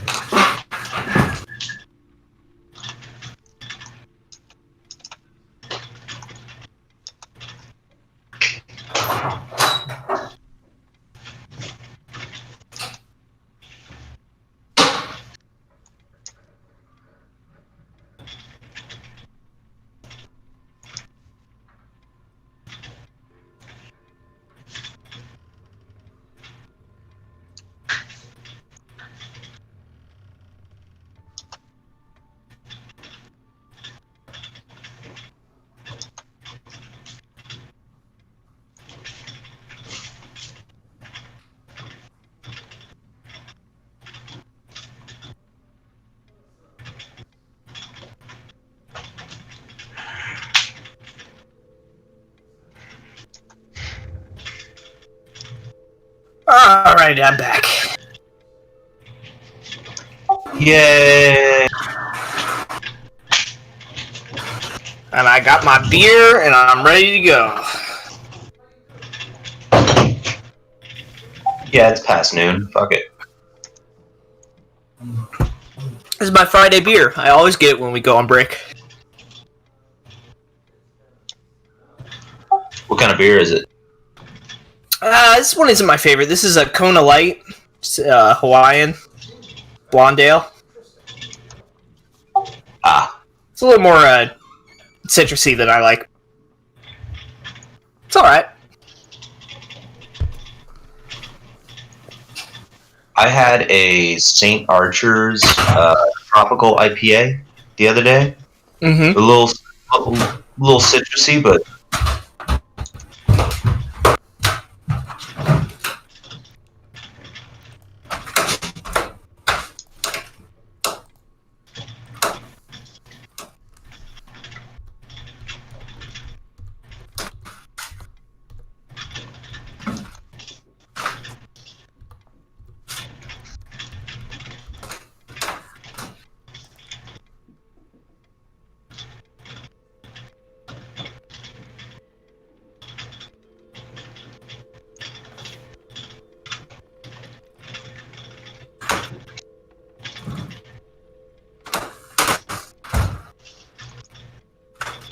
Welcome to Beer Talk, where we talk about beer during the break. yeah, beer. I got some beer.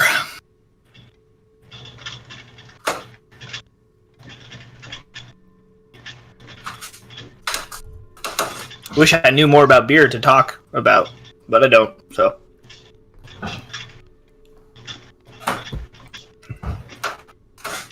Oh, I gotta close my door. Gotta make sure no more noise comes in. You're so noisy. I am. With this new high-powered microphone, I gotta be careful.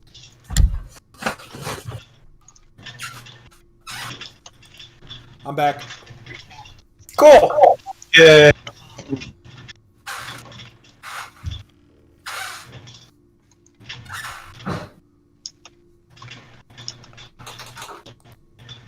So what do y'all want to talk about?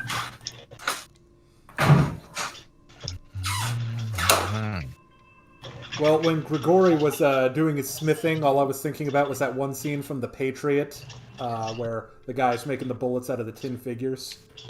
Me too. I haven't seen that movie in so long. That's a good movie, though.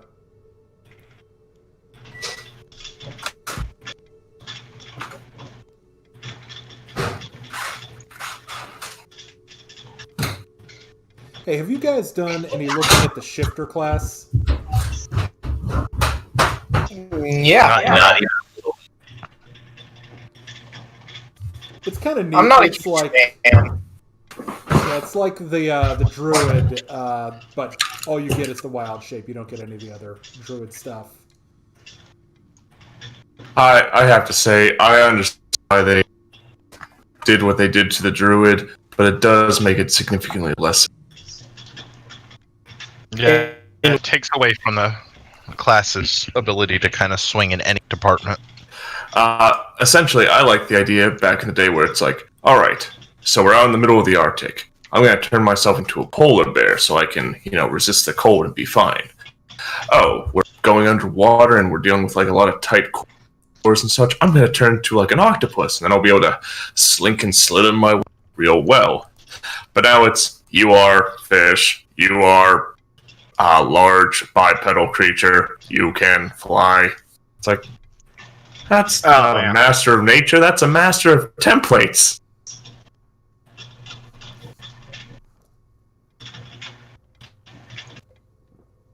And I understand that's makes life a lot easier and makes managing a lot easier, but it's just not as good to me.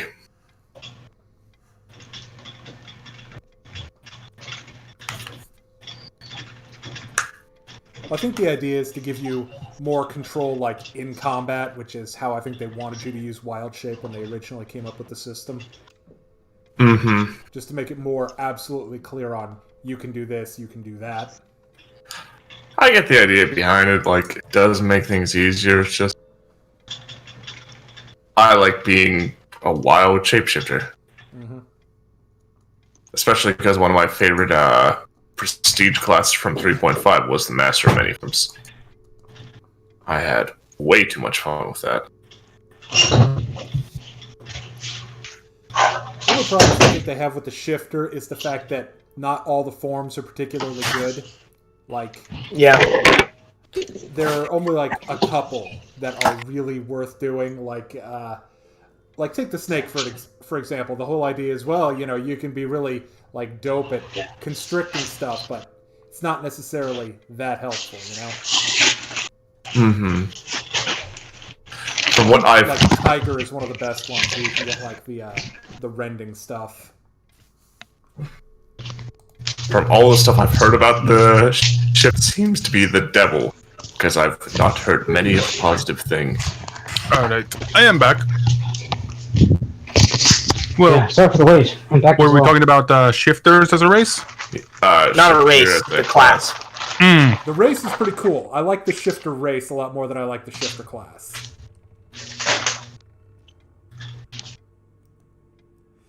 To tell a brief story from the background of the group, D4 played a really cool bear shifter in a game that I DM'd, and character worked really well once we got him equipped properly. I turned into pretty much a Devil Joe bear. When you dive tackled that one dude and went full on him, that was pretty fantastic. Definitely one of my proud moments. Yep.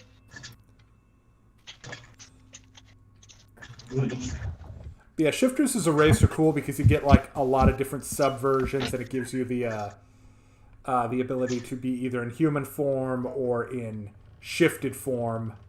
D8 played a werewolf, an actual lycanthrope wolf shifter, where he actually had 4 separate forms. It was human, it was the shifter wolf, it was the iconic werewolf, and it was the true wolf form. So that was kind of a cool character as well. Yeah. Oh, that's awesome. I recall in a primeval, or primitive campaign, I was playing as a druid, and we got into this session. The DM was so excited, dragging at us, and he really didn't give us a chance to level up.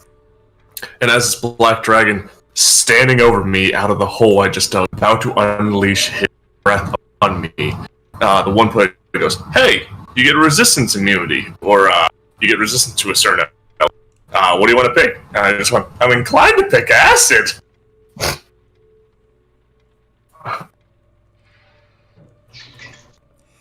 My backup character for this campaign, I had a couple. One of them was a bat shifter gravedigger investigator.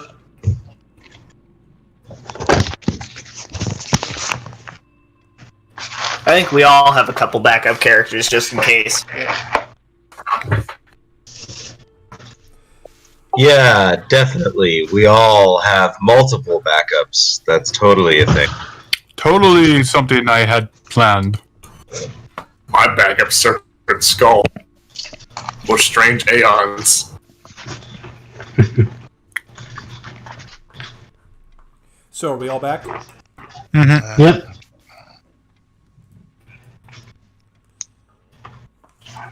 Our DM appears to be occupied for just another second, so bear with us, chat. Bear with us. Oh! I'm leaving.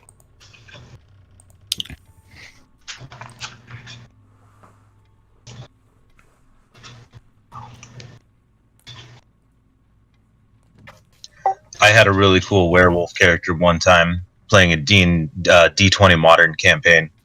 It was basically set. I don't know if I've talked about this already on this channel. No, I don't But think so.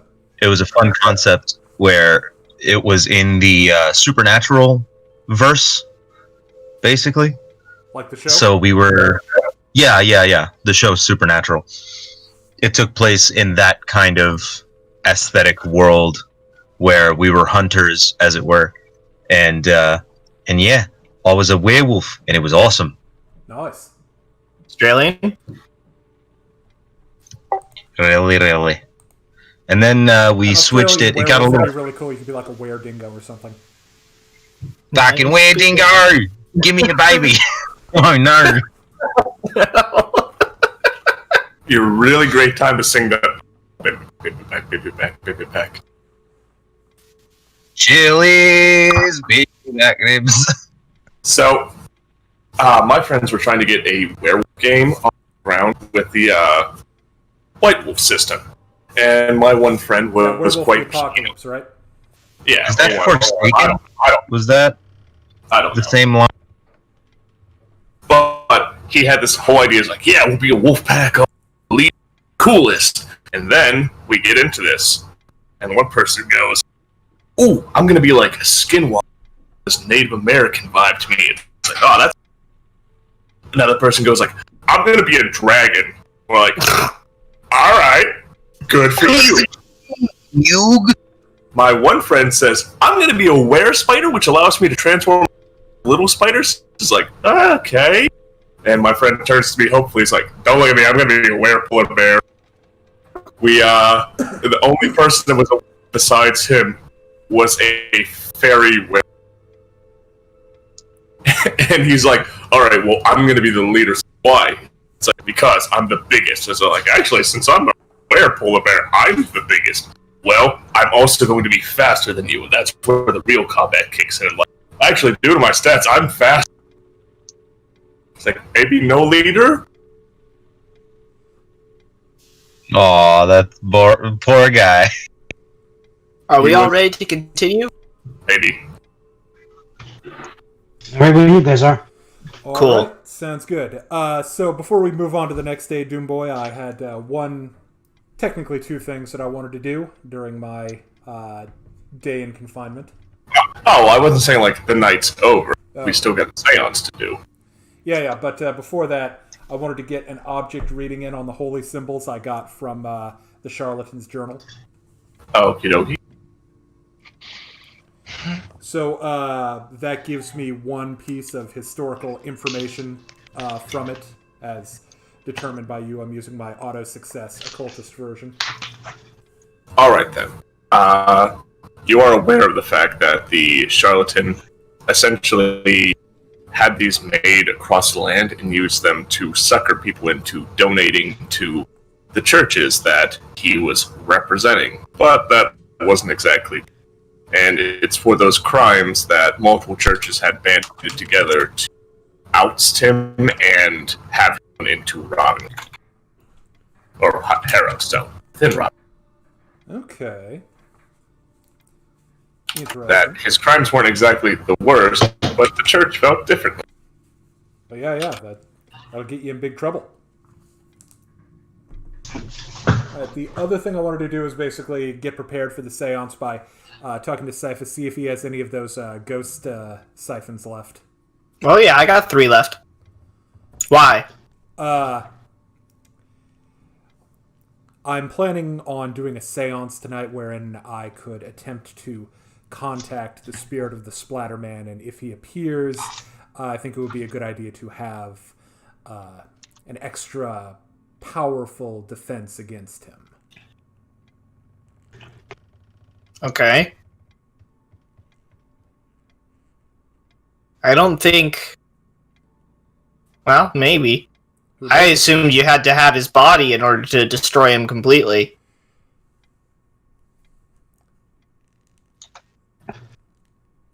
I just think it's good to be prepared.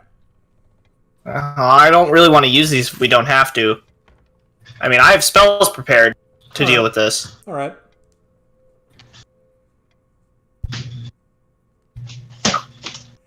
Then I guess I'll spend the rest of the afternoon just getting the room ready, putting out the spirit planchet and the talking board and all that stuff. Draw the curtains. All right, then. I'll walk in and sort of watching Deacon make the preparations of going. Deacon, are you sure this is a great idea? We think we're still fresh as far as we got ways to this is contact, but maybe even subdue the Spider-Man. I mean, this may sound paranoid, and granted, I think you and Cyphus are more learned in this topic, but what if he tries to do what I guess what we can say was the Warden of Harrowstone and try to possess one of us? I mean, if he tries to take over my body, he can easily beat the stuffing out of me if it comes to that, but what if it's Grigori, or Raphael, or you? Last thing we want to do is have you in the puppet of a homicidal enchanter. I agree that there's certainly an element of risk in this seance. However, we can either confront the Splatterman when we're prepared, or we can wait for him to take over Jack again.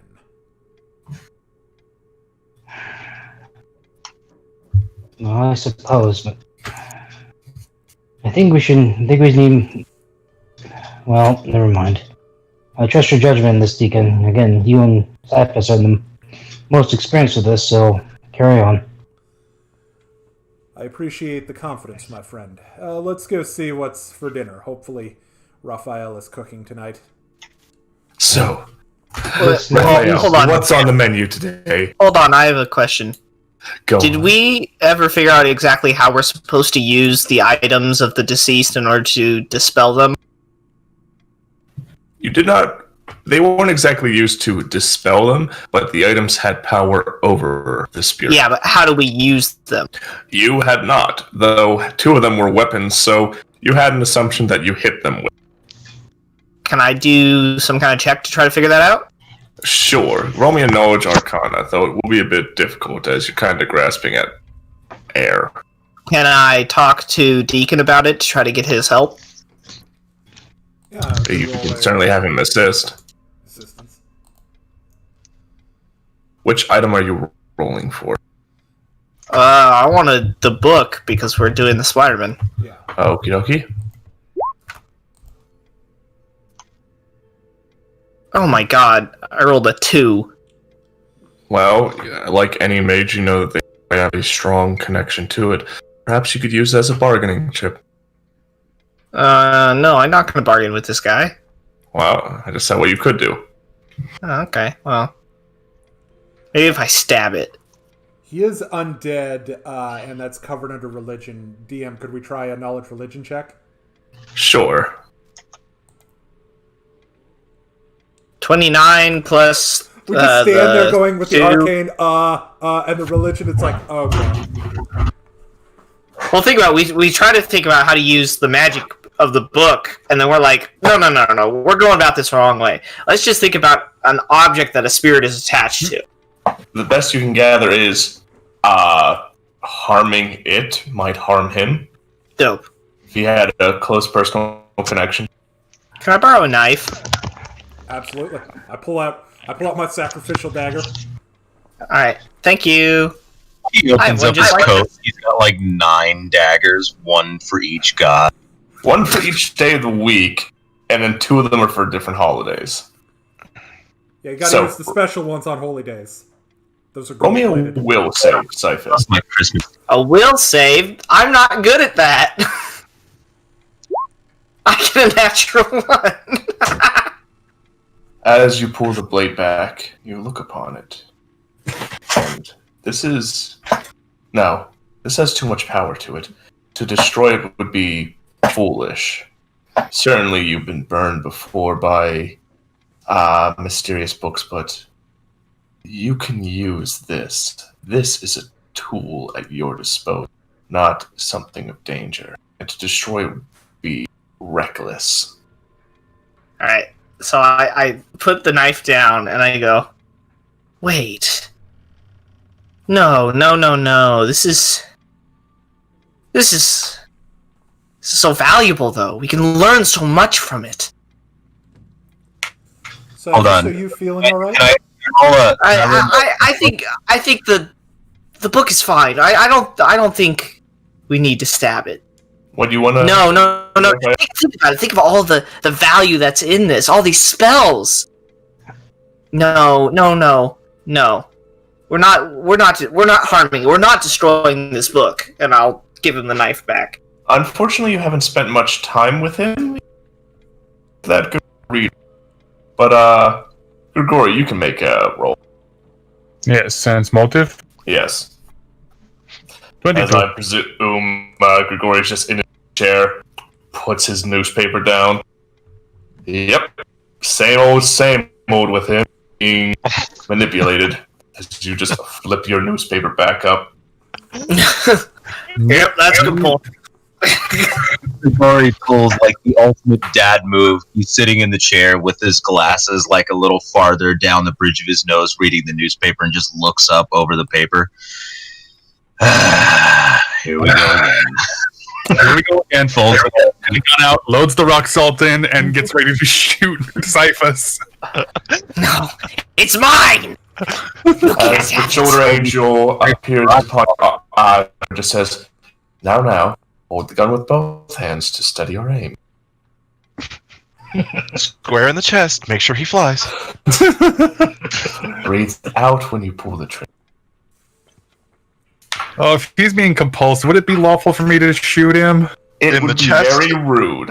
You're using non-lethal rounds. He can I don't see a problem with it. walk down it without shooting him, guys. Come on. There are ways, yes. How would Grigori handle this question?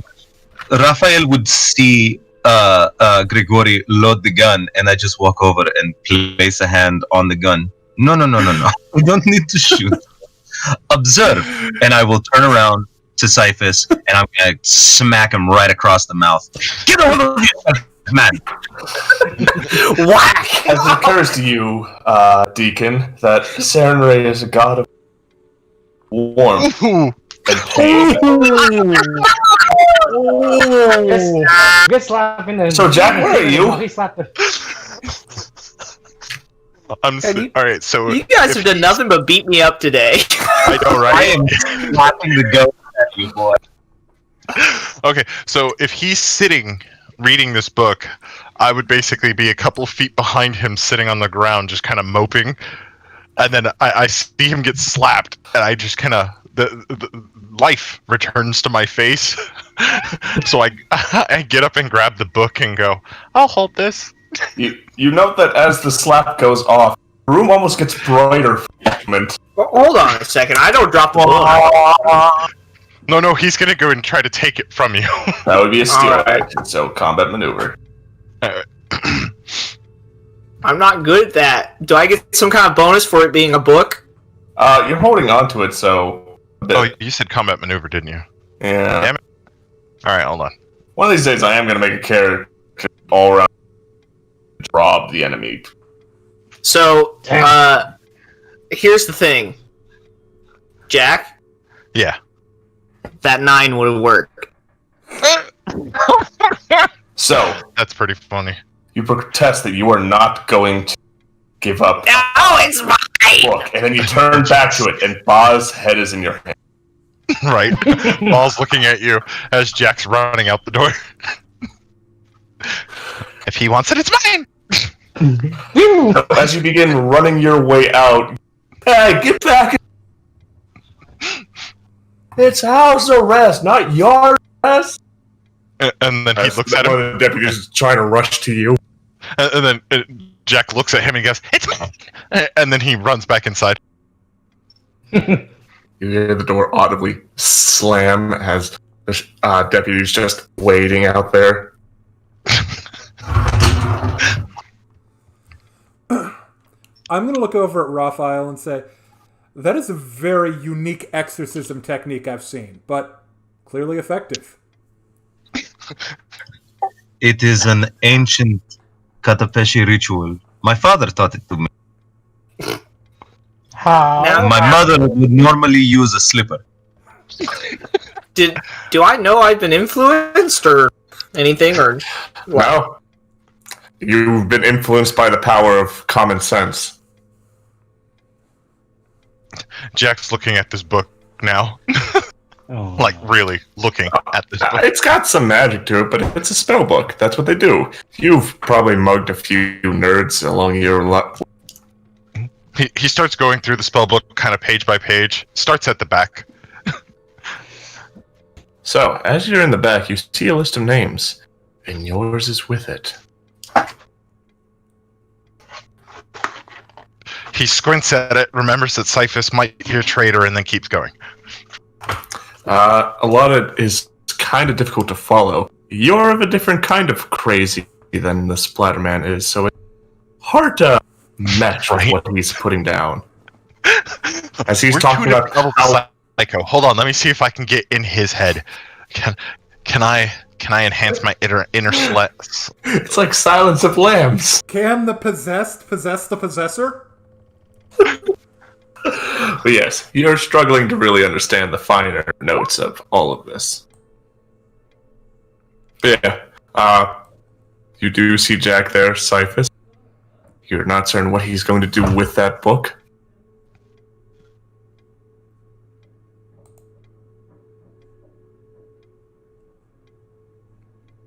I want it back. I'm going after him. I'm gonna try to take it from him. With my combat maneuver bonus of -2. Go for it. 8. It's like It's mine! he sees you coming out one window, in another. It's like the Scooby-Doo thing of the hallway of Yeah, with the doors. Right? Kendra just watches perplexed as her house isn't that big. Right? She's like, Jack? As he goes out one window and comes in a different door. Cyphus? I just kind of come up. I just kind of come up and I'm like, just don't question it. I stopped questioning it. You're happier that way. Impossible geometry. Anywho, so you're struggling to get the book off him, but there's a seance to be had. And you have a feeling that you might need that book as a channel. Yes, let's all go up to the ritual chamber / bedroom. That's what you call it, huh? Jack's looking at you all very confused as he runs up to the attic and closes the door. Do you still have the book? Yes. Walk up to the I attic. couldn't take it. Jack, we need that. No! Jack, He's we possessed! Need it. He's Jack, really I have possessed! a very important job for you involving that book. You might be possessed! You might be, but you're not. But Yeah. you might be... Jack, I have an important job for you. I can't trust you right It involves now. wanton violence. You want the book? You I'm want not the going book? to- You can't handle the book! I'm not going to try and take the book from you. Just come out. Just come out, Jack. Jack, is there a window to the attic? There is that- is Yeah, a window there in is. the attic. Of course. Yeah, so he's going out the window to the attic. So Now that as he you knows make you're all waiting for him. as you make your way out, not much of a way there, but you do smell cigar smoke. Hey there, big guy. What is you up to? Jack looks up. Is it the same one from earlier? Yep. Jack goes, "Oh God, he's back!" and falls off the roof. Yeah. I'll roll a reflex save.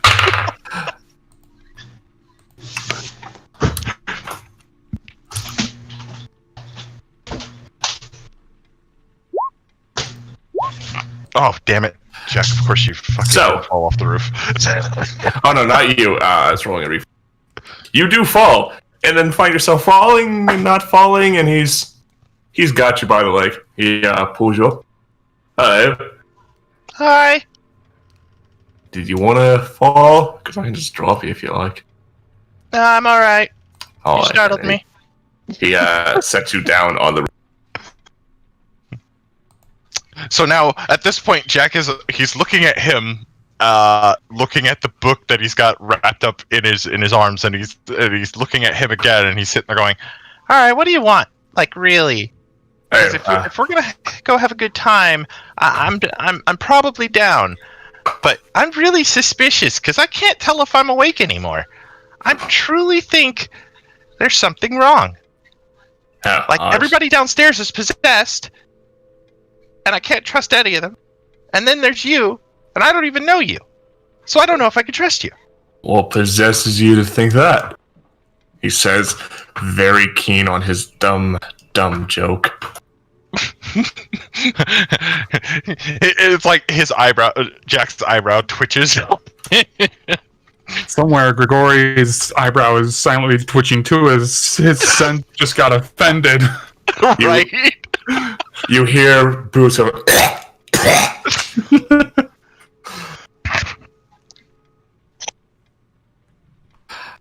I'm just here because I'm bored.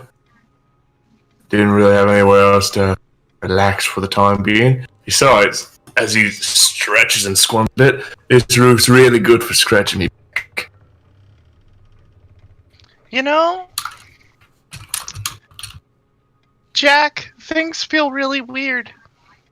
Oh yeah? What is it? And then Jack is gonna lay down on the roof.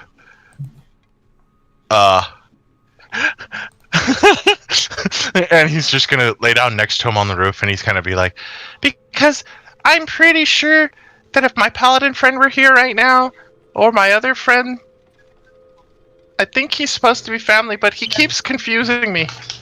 He does such weird things. Yeah. But they would probably kill you, and I'm not sure if I'm supposed to be talking to you. I always find the people you know are supposed to be talking to are the best to talk to. Do I hear any of this with my 14? Not really. It's about a floor away with him being on the roof, being below the attic. Right? There's a gap between us, which sucks and is awesome because I really want you to hear this conversation.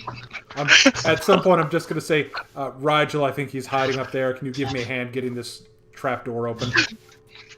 Of course. Do you need a strength roll for that? No, it's... did you bar the door, Jack? No, he just he would have shoved something about his weight on it, so it would have been a little heavy. Difficult. Okay, so a hat has been put on it. Hey! I weigh more than a hat. I There's would not be insulted. much up there. It's a bunch of debris, dang it. Got Mostly it. broken boards from when he was breaking things. He just kind of shoved it on the hatch and hoped it would... Alright then, roll me a strength check, Rigel. You got it. Okay, Great. so, you two, the frontliners, the muscle, you put all your strength. Raphael, as you make your way up, you kind of see these two the ceiling trying to put all their weight behind. As they're trying to push up. I don't know, it's an attic, it goes down. I'm like the old ones with the ladder and such. Maybe try to pull it. Is that how this contraption works? All right. Rifle. They guide you. Try again. I'm getting some echo, I don't know why. That was because I had my push to talk held down while you guys were talking. I was trying to say something. I was just trying to say guide you. Alright then. That's one higher. So, after a bit of struggling, it does finally open as a few loose floorboards, some torn up old dresses, and a one of those dummies they use to make dresses just come tumbling out onto you two. No doubt I guess the modeling Yeah. dummy, by the time that happens, yeah, it kind of falls down like a log right on top of me. Oh, why do Shit. you weigh so much? They're all possessed in there? What are they doing? Is it fun stuff? Alright, so give me a second. I have to find out if Jack heard his trap go off. Oh, roll me a perception. Yeah, you heard that. They are currently trying to find me. Well, I mean, if you want to get out of here, I can help. Nah, I gotta stay here on house arrest still. Oh, As he looks over the edge of the roof to the deputy outside.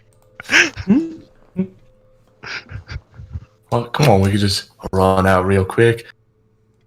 Come back. Everyone's still possessed. Well, I got one way to sort that out. Pulls out a dagger. What will that do?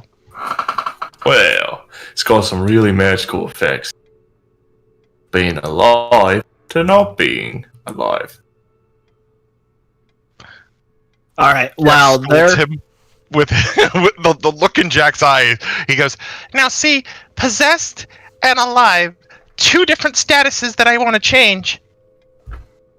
Alright, then we could just hit him with a bucket. But that doesn't stop possession, it just pales him. I don't know that. Have you ever hit someone with a bucket? I've hit people with a lot of things.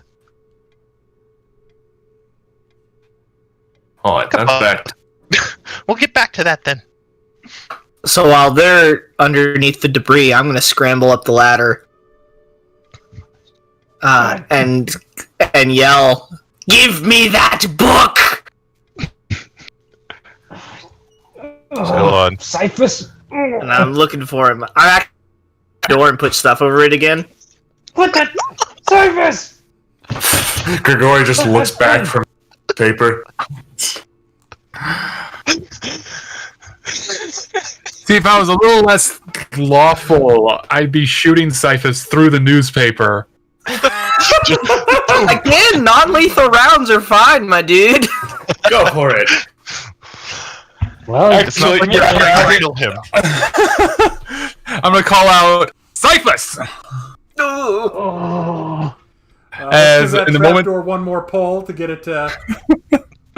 You got I've it. had it with this trap door at this point. Roll me a reflex save, Cyphus.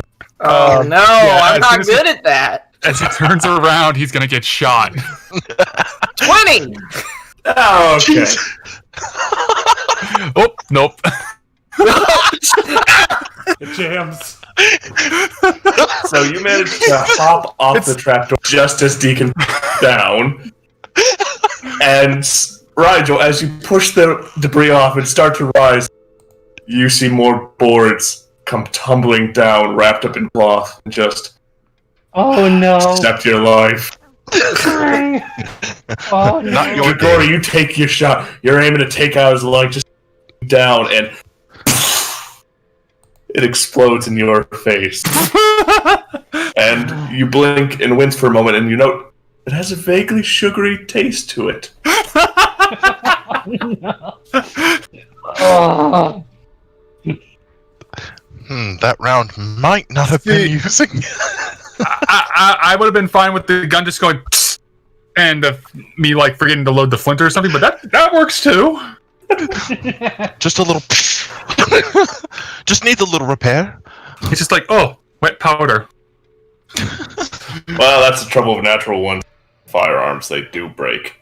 It's not a hard fix. Okay, so I'm gonna have to go fix my gun now. I mean, it jammed. You can use an action to fix it. Yeah. Yeah. Yeah. So yes, you do see the window. I want to go out onto the roof. And I want to make it very clear that I am very bad at climbing. Which is a shame, because I'm going to have to ask you to roll me a climb check. Yeah, I know. Easy access. Alright, Now it's so like he's I have a going on down there. -4. However, I still managed a 14. Okay, Not bad. like a fat child climbing his way up a pool, you struggle to get over the lip, but you do make it. As you look to the person coming over, Jack, I did not come here to be insulted in such a way. look, we're all struggling to get out of the so hard, and the ladder just doesn't sound right to us. It's a universal experience, I think. But- If you have the right amount of jelly. Jack, as you look to Cyphus climbing over, you look back and see your friend gone. I go, Jack, I really need that book. I mean, I don't need it.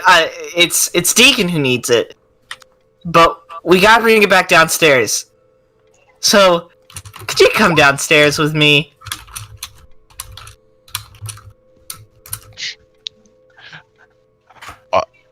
Jack looks at you, and he goes, "Of course, Cyphus. I'll come down with you." Alright, thank you very much. After you. And then he'd jump off the opposite edge roof. God damn it! Roll me a acrobatics. All right, hold on.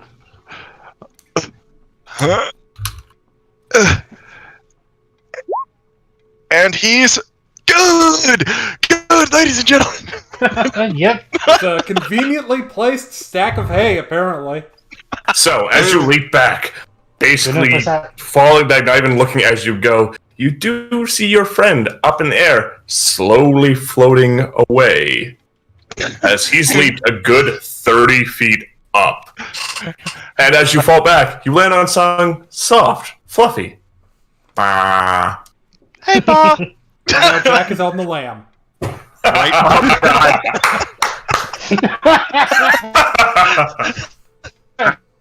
Y'all hear a scream of frustration.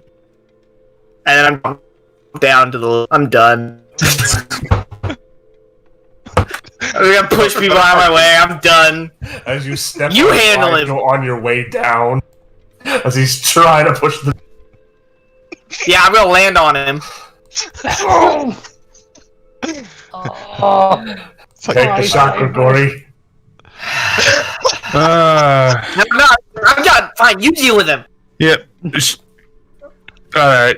Do I need to spend the next round, this round, clear my gun, or can I take the shot already? I'm good? Alright. Taking a shot. So I come down, I go, fine, BAM! Oh! Jesus! Ow! Being a kind of waifish individual that you are, you're basically up. Alright, so then I fall back on Rigel again. right. I go, oh, Grigori, I was done! I was done! I'm about to be done too. Oh. Amazing. I He miss the jumped off quality the of people roof! in Chiliacs. He jumped off the roof! Alright. I'm- I stand up. Let's go downstairs. Kendra is just making her way upstairs with the cat in hand, and Sika by her side. I'm just going to turn in for the night, okay? That's probably for the best. I've been My Doesn't kicked! even seem to punched. acknowledge any of you as she just makes her way in, says goodnight to Raphael, and closes the door. Why do you all hurt me? I can ask you the same question. At least I think I can find Jack. Right. He's not going very fast, as Ba is slowly making his way along. Character, I can only apologize for that poorly timed joke on my end. After essentially having half the attic and a Cyphus land on me, yeah, not my best timing. And Rigel's by comparison. Okay. I'll just say, Jack, you don't have to give me the book. Just come back to the house. We'll work something else out. He whistles to Ba, and Ba just kind of does this nice, slow, languid turn. Ah.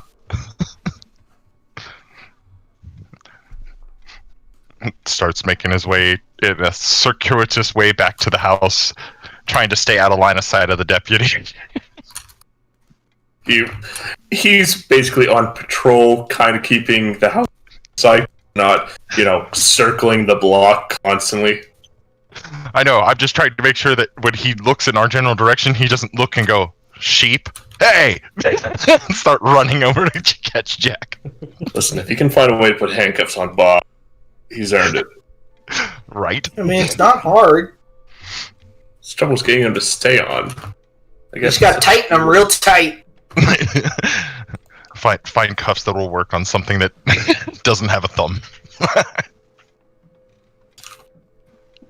Curse you, thumbs.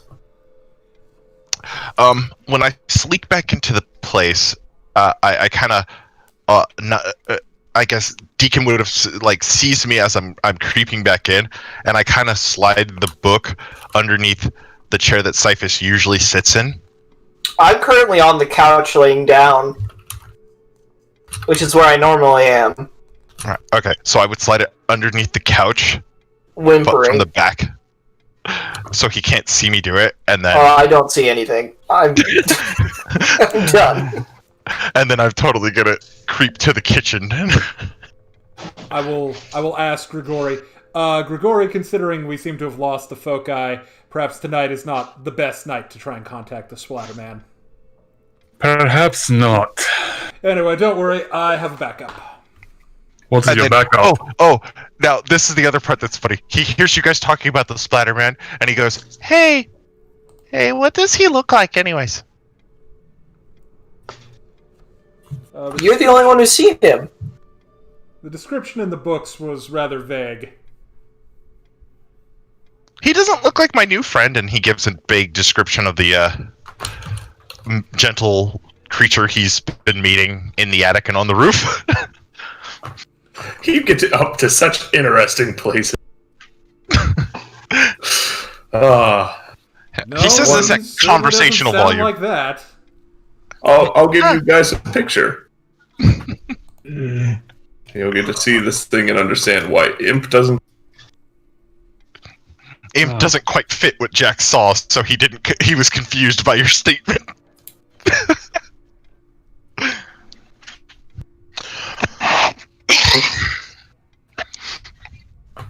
Yeah, that's pretty impy. It is pretty impy. Yeah, and yet it's a Fae. It's like it doesn't quite fit though. Look at those It's like springy it's heels so he has. right. It's like it looks so close, and then huh?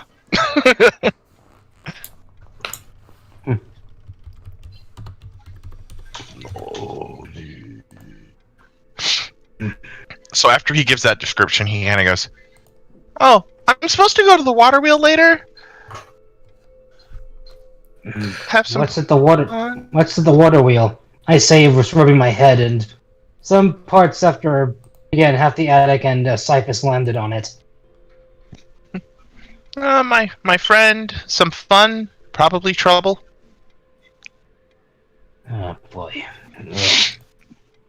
I say. Does anybody want to go with? I suppose if you need someone to watch your back, Jack. No, I just wanted to know if you wanted to go and have some fun. We should probably do that Yeah. after we're no longer on house arrest. And we get rid of your uninvited guest to have a dream. Wait, Oh. speaking of which, Jack, you never told any of us what you saw when you first encountered the Splatterman. What did he look like?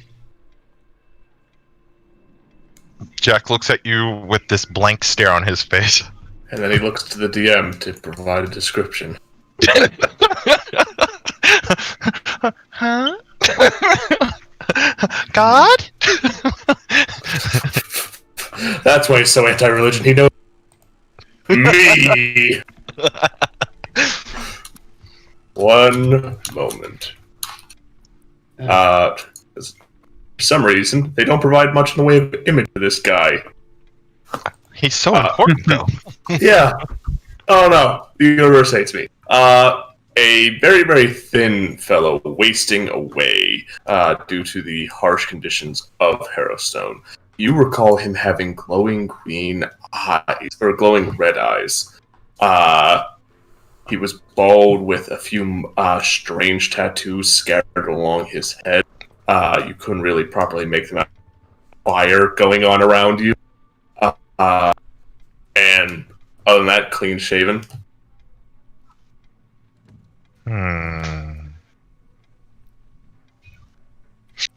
It's just me, but okay.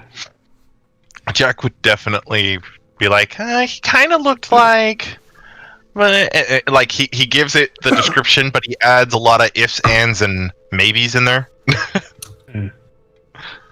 Okay, so I think we can deduce that your newfound friend Jack is not some manifestation of the Splatterman. Well, it's good and bad in its own way. So I can keep hanging out?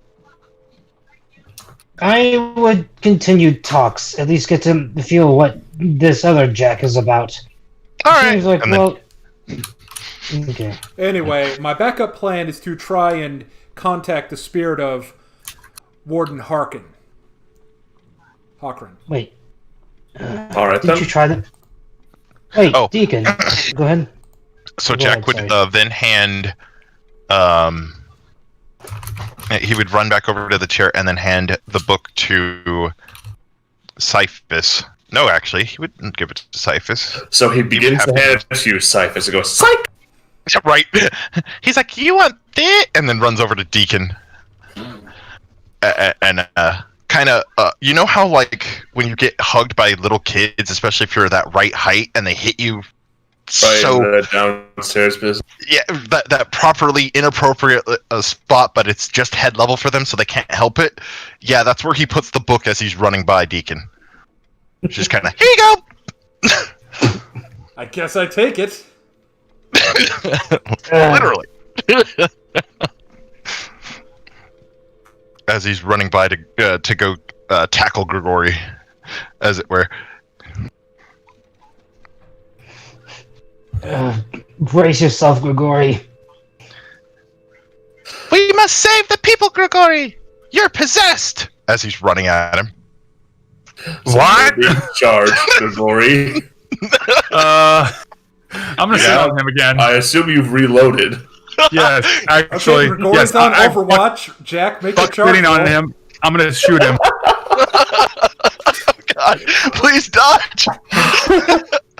We really, really need to have a crossover Dungeons and Dragons and XCOM because I'd play the crap out of it. Why? So you can miss all the time?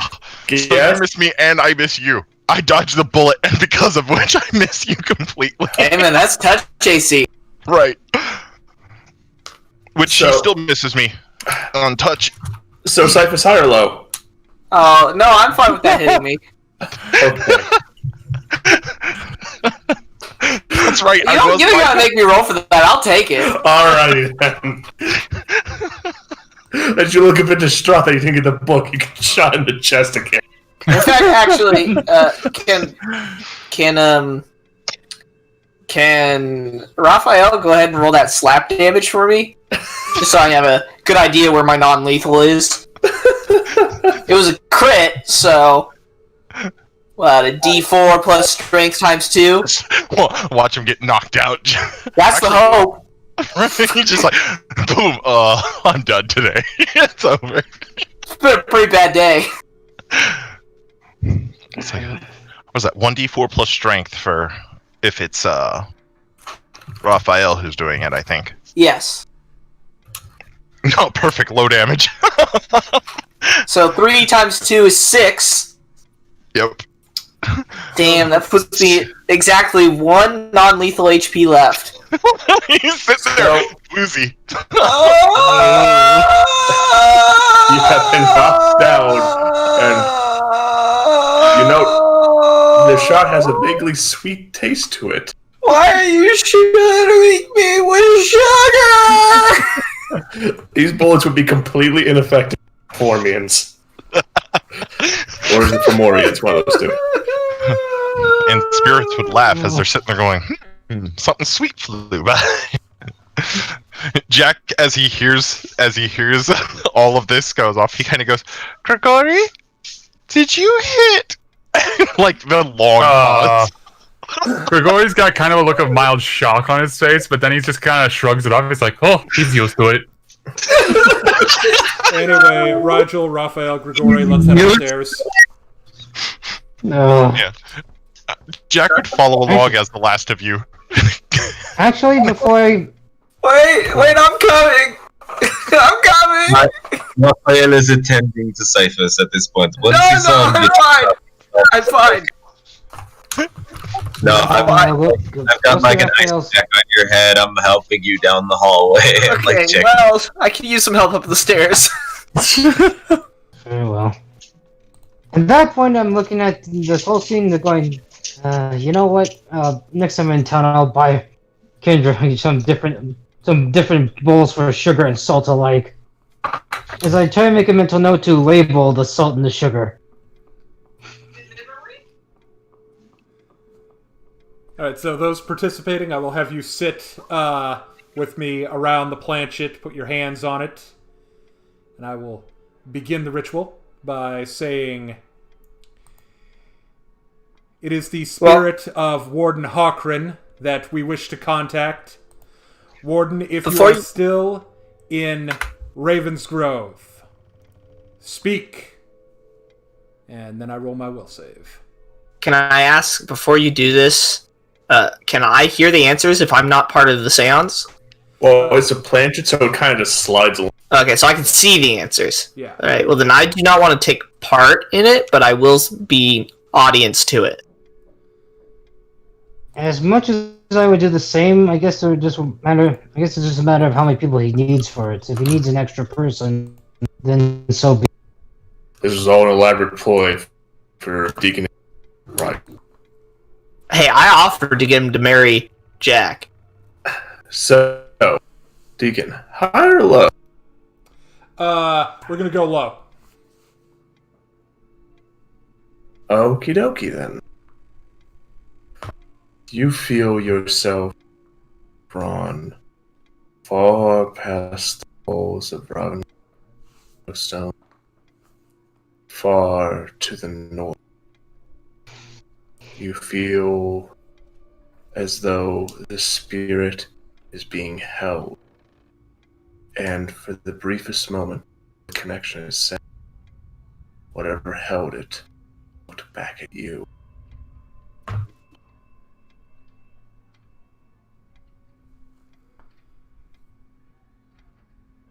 Well, that was unpleasant. Would you see? Indeed. Deacon? I saw the warden. His spirit was pulled to the north. Something is holding him there. I believe it saw me, but no matter. Right. I fear very much for the spirit of this poor man. I hesitate to contemplate what horrors he's experiencing. But we can try to contact him again tomorrow. For now, the planchet's power is spent. Well, that makes sense. I mean, not only have what Visoriana told us, but also in addition, the first time in Harrowstone you tried to invoke the warden, something else answered and instead. I guess I'm only grateful that it didn't do anything else to you other than literally escort you out the door. Yes, but yeah, the spirits of Harrowstone are powerful, not to be trifled with. Which means that regardless if we try to, do something about Jack's predicament, or we literally just give the criminals at Harrowstone. They're now spirits haunting not just this Harrowstone, but all Ravengro. Well, let's just say we set their funerals to cremation and be done with it, but yeah, makes these more complicated. Indeed. I fear that any attempt to immolate our problems away would only exacerbate the situation. More than likely, yes. Well, then that begs the question. How are we to deal with this? I mean, it's not like, I don't know. I could take the Lopper's hatchet and formally reintroduce it to him in order for him to not to take my head in the process, but then actually no. That actually begs another question for all I was got to say. What would the Whispering Ray want with the Warden's spirit?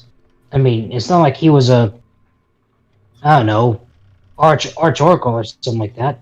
I mean, what could they really want with him? Perhaps why tear him from? Perhaps the fact that he was a good man attempting to stop a riot. There is power in such things. Or perhaps there may have been some significance to him that we are not yet aware of. Either way, they have him, and their intentions for the land of Ustalov are dark indeed. But for now, the spirits of Harrowstone remain the gravest threat to Ravengrove. Yeah. And as I'm saying that, I'm taking the charlatan's holy symbols and I'm adding them to my armor. I believe that the best thing we can do for now is to defeat these notorious criminals once again. As you say that, I'm slightly rubbing my neck and putting, as if I'm trying to feel it's still there, the quoit around my neck, and go, well, I suppose you're right on that. Trouble is, I guess we're more on a time clock than before. I mean, especially what happened with the Spider-Man and Jack. I don't know how long we have before, I don't know, they do something to us, or whatever divine thing forbid, they actually burst forth from Harrowstone and wreak whatever havoc they can. I mean, yeah, we kind of outnumber them to some extent, but what can we really do?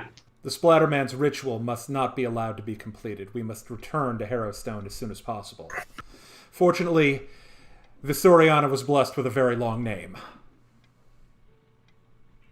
Yeah. Grumble, grumble, grumble, and DM. Yeah, that's the thing too. Remember how the Splatterman operates, Deacon? He literally spells out the name of his would-be victim before striking them, but that's the thing. If the only person we know with the name V is Visoriana, but she's already passed. Who could possibly be another name with a V in it? Maybe I'm just... Never mind. Yeah, I apologize. She does seem a strange target, considering that she's already dead. Not at all. She's keeping them there. True. Is it possible for her to be slain? I mean, of she's course. technically a spirit. As Grigori's loading some ghost. Yep. God, imagine dying, haunting an area, just chilling out. Kills you again. It's like, I already did this. Well, I mean, Gregori's ways are if you can't pray it away, if you cannot convince a spirit to change its ways and go to the other side, then he's just gonna shoot them. You're going to the other side one way or another. Dead or dead, you're passing over. Will I have unfinished business? He's gonna finish you, naturally. Yep. I Well, think your business is concluded. Bang. Yep. Alright. Well. So Jack would be at everybody as you guys are all sitting there, and he's just like, but a building is only a symbol. Why don't we just destroy it? Because that might harm the spirit of Visoriana, which is holding the other spirits in check. Yeah, but we only would give them power. Well, she wouldn't be getting less powerful. I mean, we're doing it for her benefit. Wouldn't that be giving her power? Alone? But with enough people, if we blow it up, we can change the world. Well, that's the thing, Jack. Well, it's true, and you could theoretically, by that logic, take all the criminal spirits in one fell swoop, and maybe, however, Soriana. The fact of the matter is, if we're wrong and she's taken out, she's the only linchpin keeping this whole thing together. And in fact, I don't want to think what's going to happen to her the minute the minute things go bad. But it's late. Maybe we should just rest on it for now. Oh, yes. Let's see if I have some rope or something to let's see if we can try and make Jack as confined yet comfortable as possible. We should probably keep watch over him. I'll I'll take the first watch then. My mind's too full to sleep right now. Cast as the virtuous. Both the victim and the villain. I have a suggestion for how to contain Jack. Just gotta get a baby gate. With those boots, he'll punt kick it through and then continue on as if nothing happened.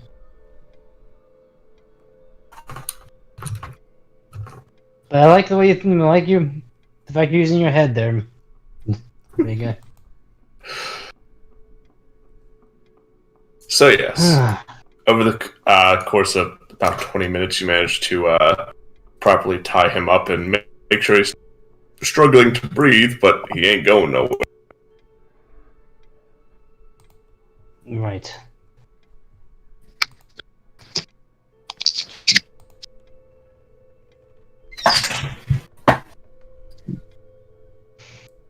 So, Okay. night comes, rest as well for you, Jack. The day comes just as quick. Bit exhausted days, the other day's exploits, but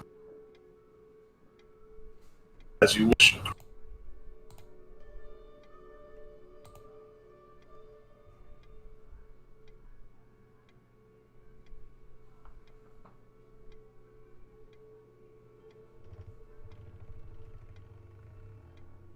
DM, you kind of cut out. Are you still with us?